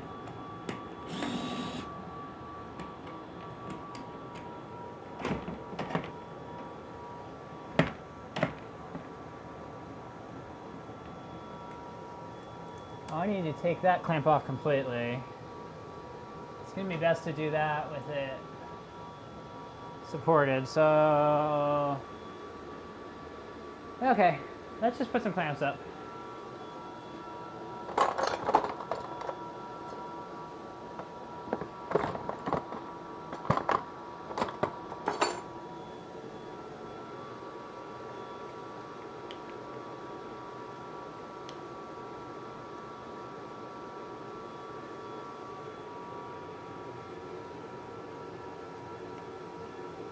Realizing that the world is crooked is kind of freeing in some ways.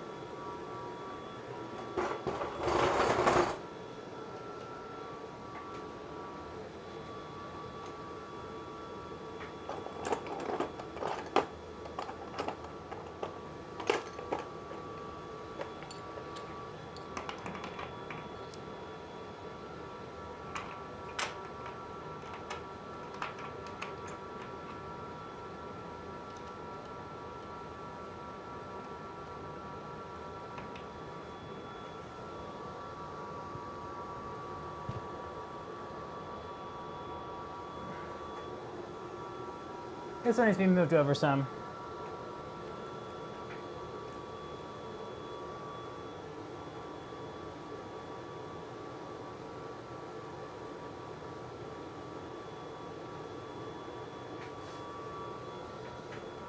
So did you weld enough to learn how much the metal moves? Because oh boy does it like to move.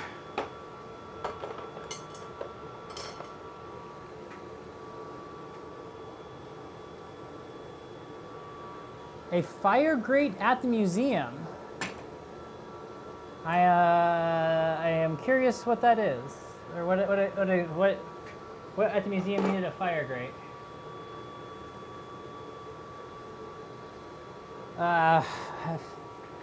Screw it. I'm just gonna use the laser. That should be pretty fast to line up, and it'll just make me a lot more confident getting this straight.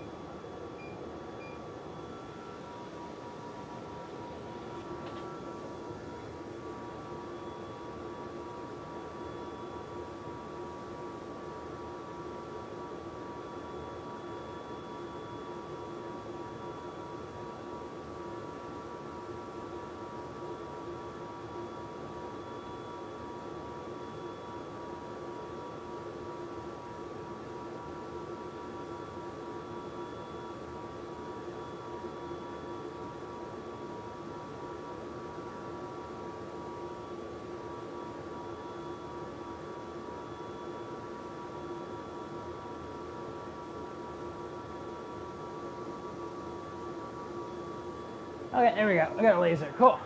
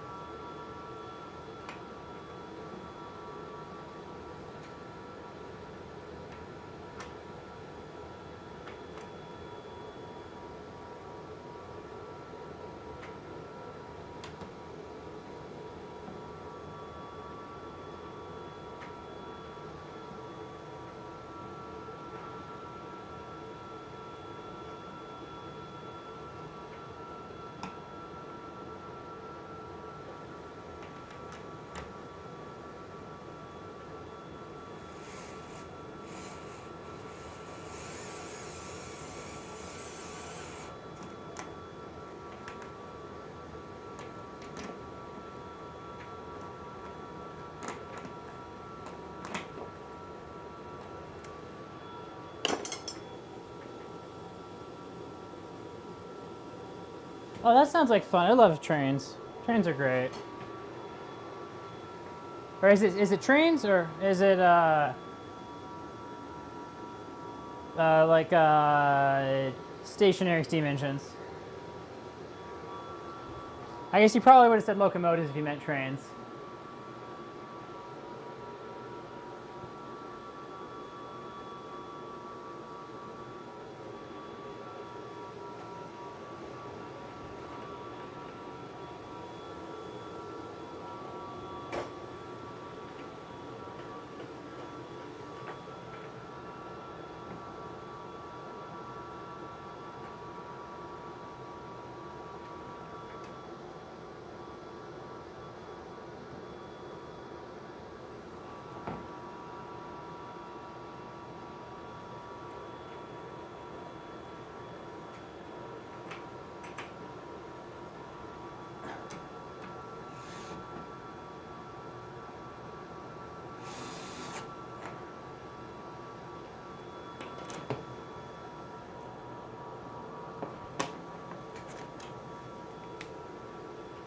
Hey, look at that.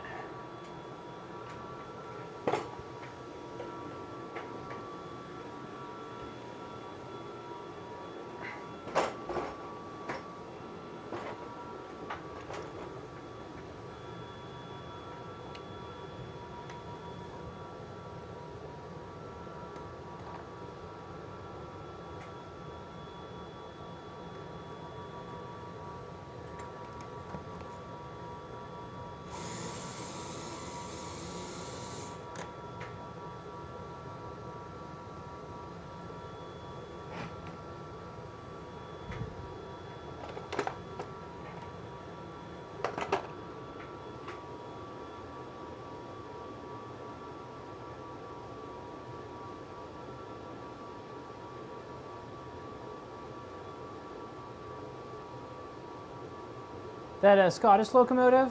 I think it was Scottish. Okay, that sounds cool. If I ever visit the UK, I am going there. When I visit the UK.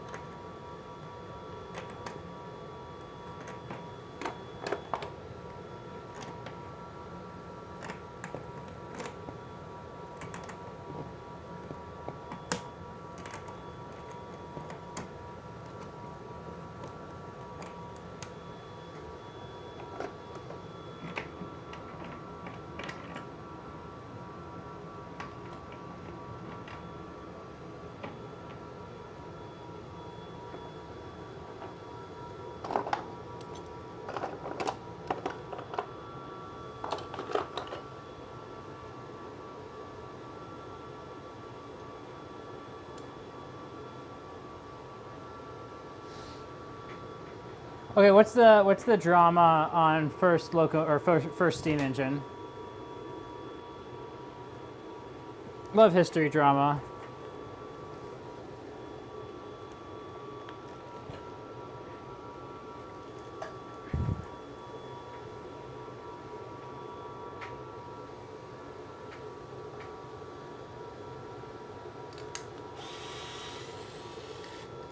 Okay, I am missing a rubber boot right now. I've got the clamp, I just don't have the cushion.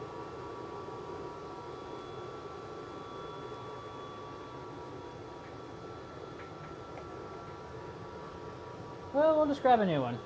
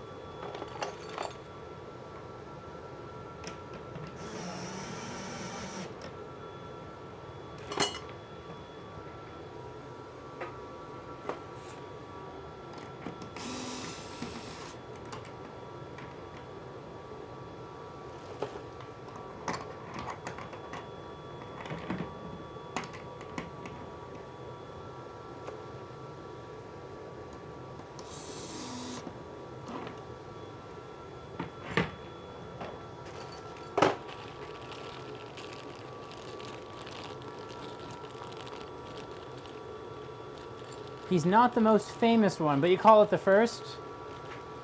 I'm just messing with you. I thought the famous guy was always first. And it is always a guy that claims it, right?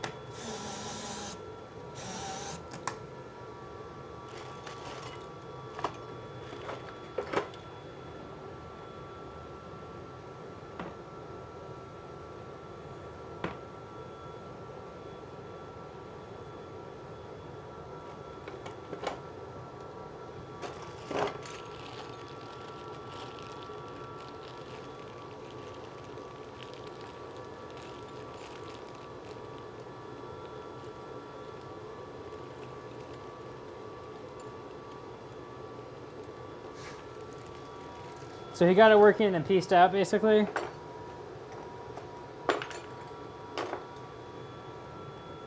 What's it fabricated with? Like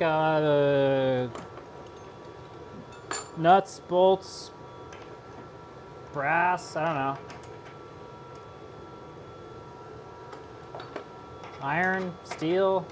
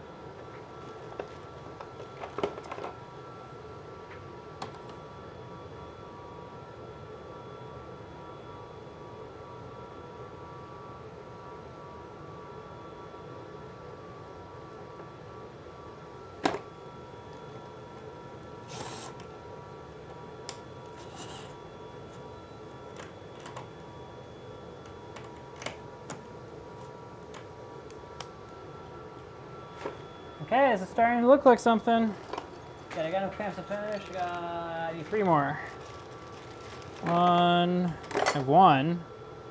I have enough clamps. I don't have enough cushions right now.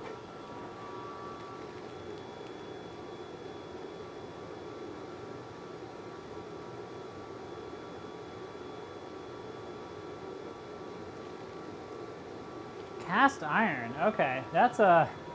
Oh boy, that's a fun material to make a steam engine out of. I don't like the failure modes there.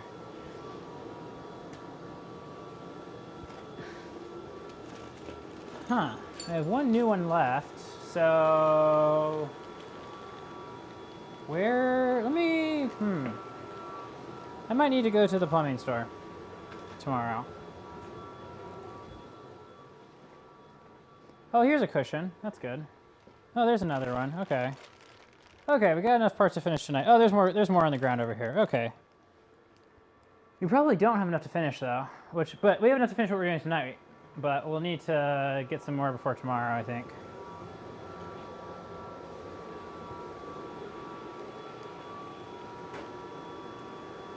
Three inches thick, yeah. Did they even, like, do math on it? Like, did they have, like, that level of understanding of the material? Or was it just, that looks good enough?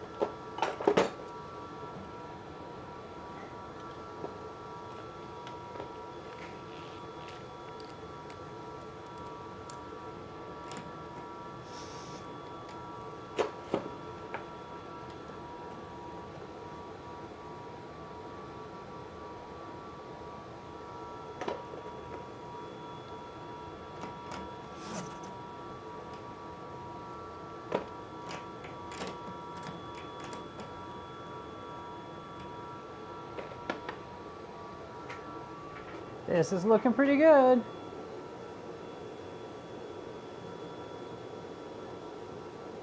What do you mean it smashed the original rails to pieces? Why is that?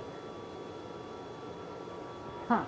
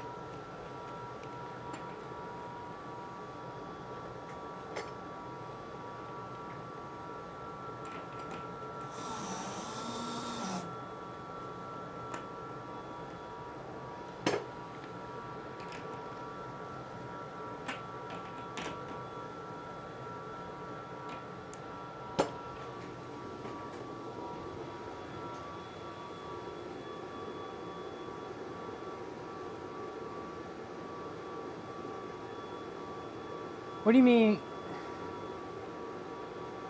What do you mean because of Theravik's work? Or Theravik? I don't know how to pronounce that. Was it because his work exploded, or because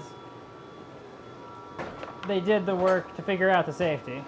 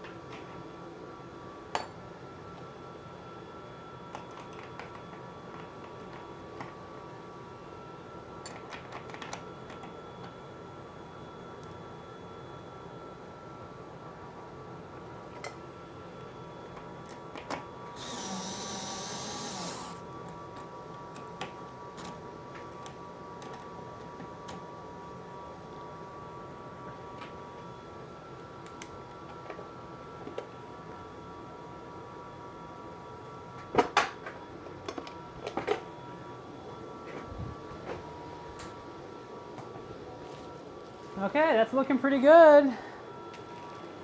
Let's check that out. I like it.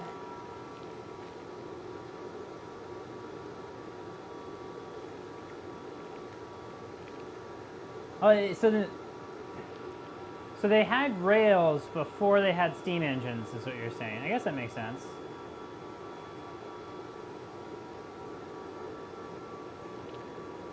Huh. That's an interesting thought.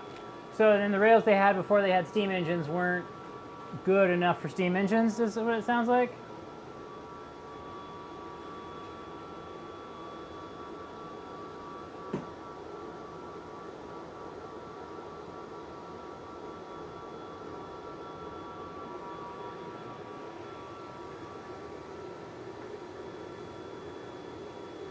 I mean, if you're gonna, if it's,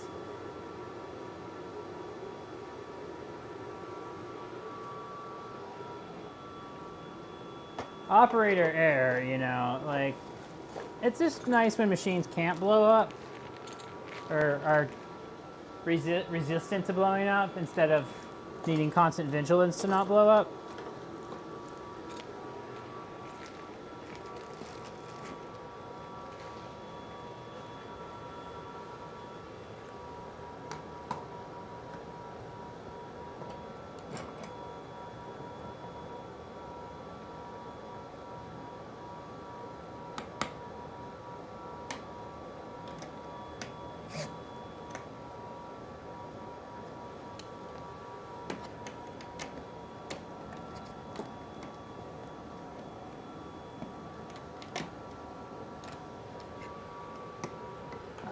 Okay, almost got that trap back there again. Glad I caught that.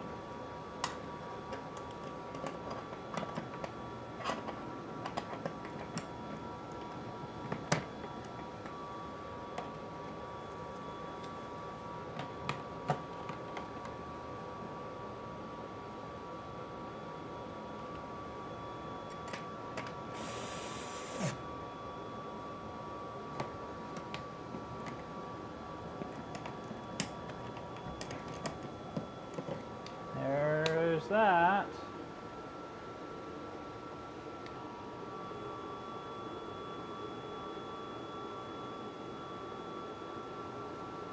Oh, wooden rails. Like the rail, wait.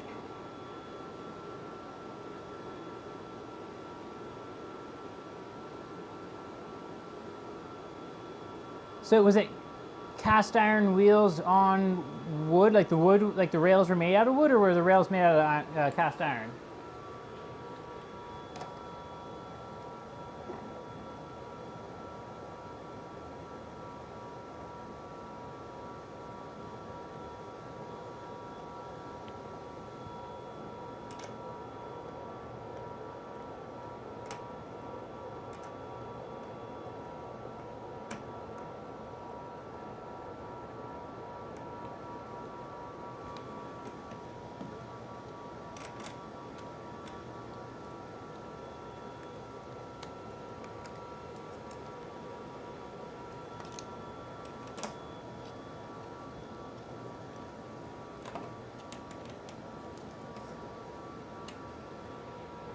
Okay, last strut clamp here.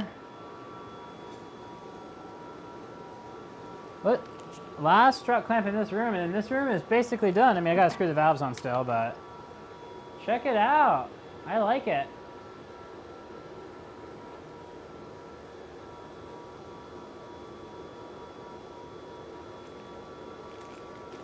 Wow, wooden rails. Who would have thought? That's wild.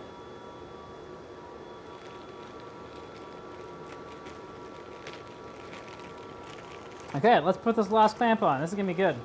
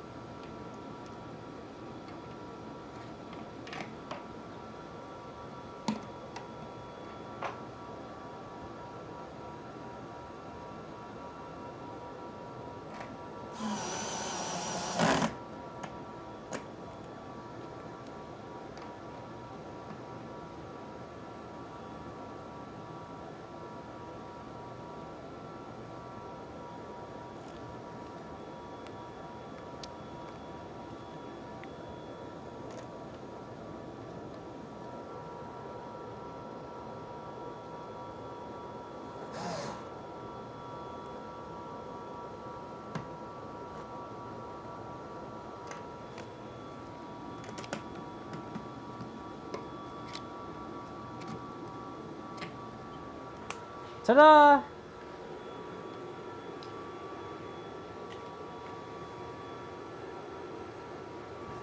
Behold, the strut highway and tube highway has been expanded. Let's do a tour of what we've done.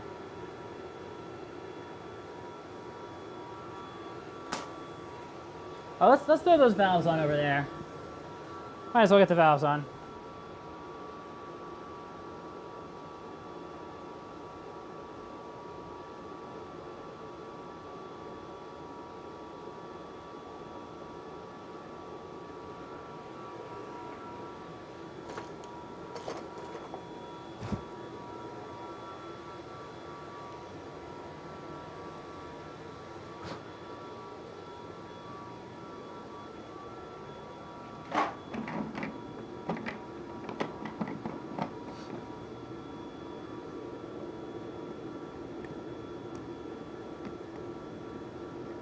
Union valves are so cool. I love them.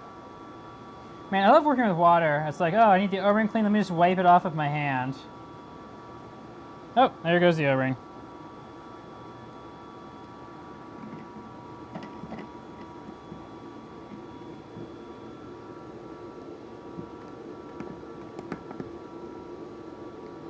Check it out.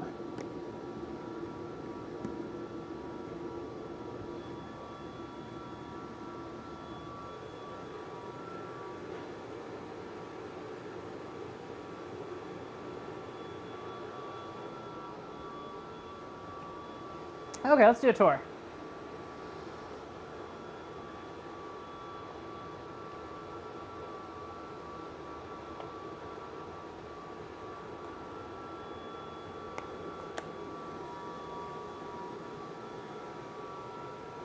So here's our valves we did.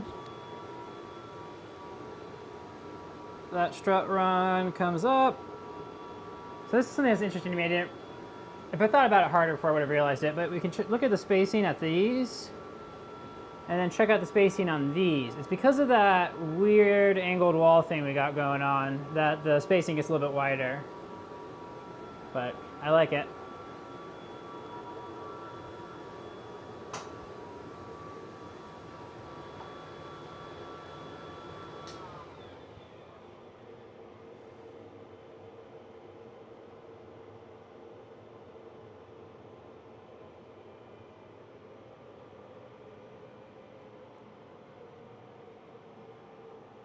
That's looking pretty good.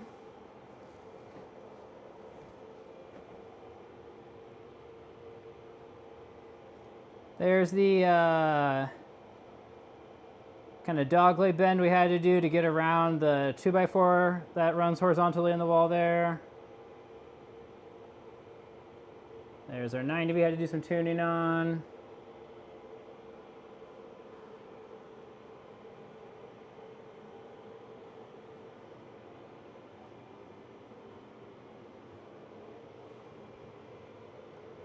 Check it out. I like it. Yeah, that the chemically inert is definitely something one of the reasons I went with PVC.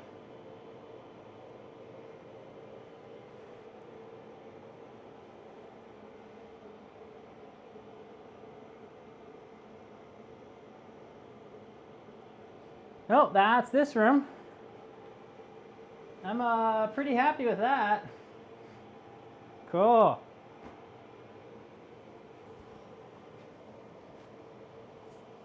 Let's see if we can, we'll move the streaming cart this way some. That should get me out to here. So that's our kind of facilities room done.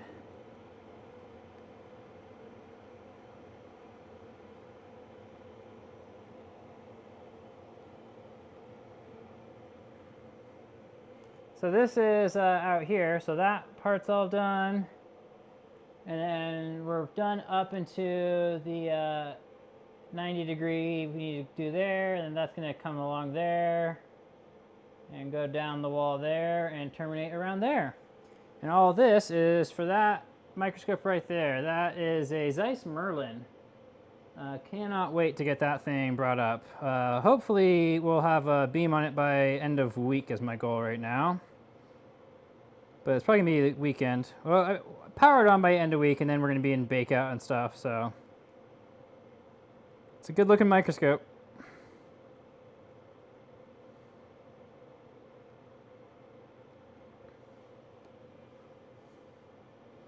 So yeah, that's gonna be, the next stream is gonna be completing from there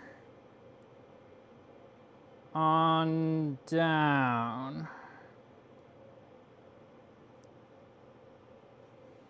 It's gonna be fun. I'm real happy with how this came out here too. This is pretty great.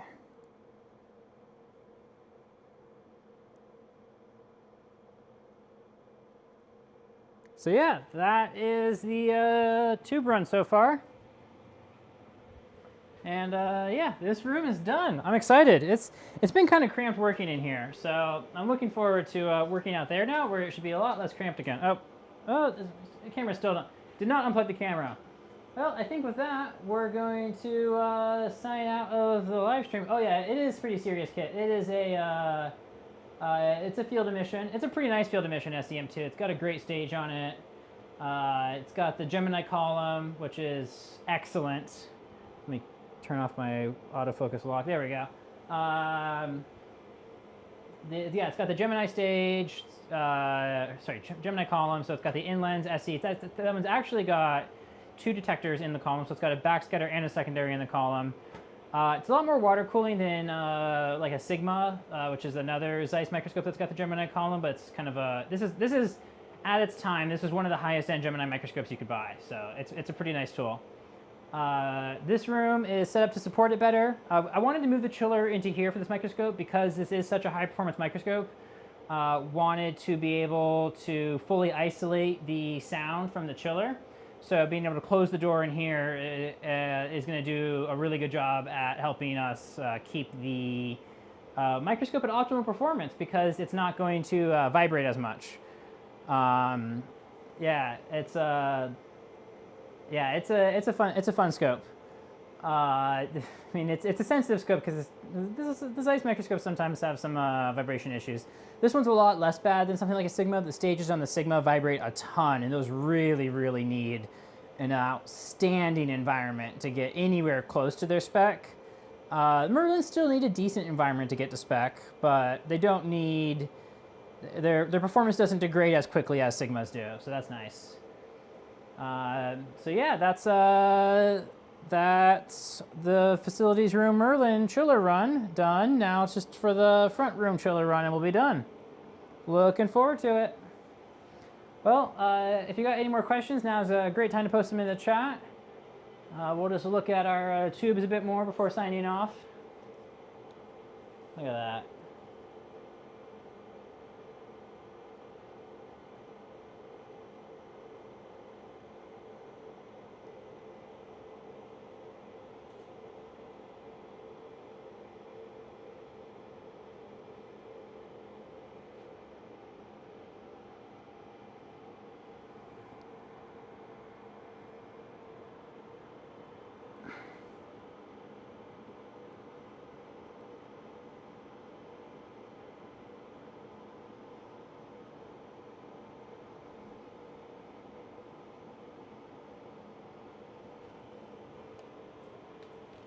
Am I live streaming a Tower of Silence?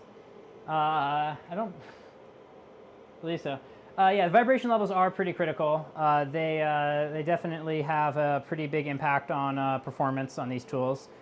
Some field mission microscopes are a lot less sensitive vibrations than these ones, but you know, pretty flexible stage on these, so it's a trade-off. And yes, I am very I'm so satisfied to have this room done. This is amazing. And yeah, it's done until I want more cooling loops up front, right? So you can see I did size the strut to be able to put up more tube runs in the future. So hopefully I left enough room for it to be future-proofed. But yeah, I think with that we're gonna sign off. Thank you so much for joining me. It's been great having y'all, and yeah, look forward to seeing you on the next stream. Gonna be either tomorrow or the next day, and we're gonna get the front room fully plumbed. So cool. I gotta go to the plumbing store first. Maybe I'll do a live stream from the plumbing store. I wonder how Ferguson would like that. Anyways, y'all have a good time and lovely evening, and I will see you all later. Yeah, good night, good morning. That's the usual for me. So cool. You have a good one.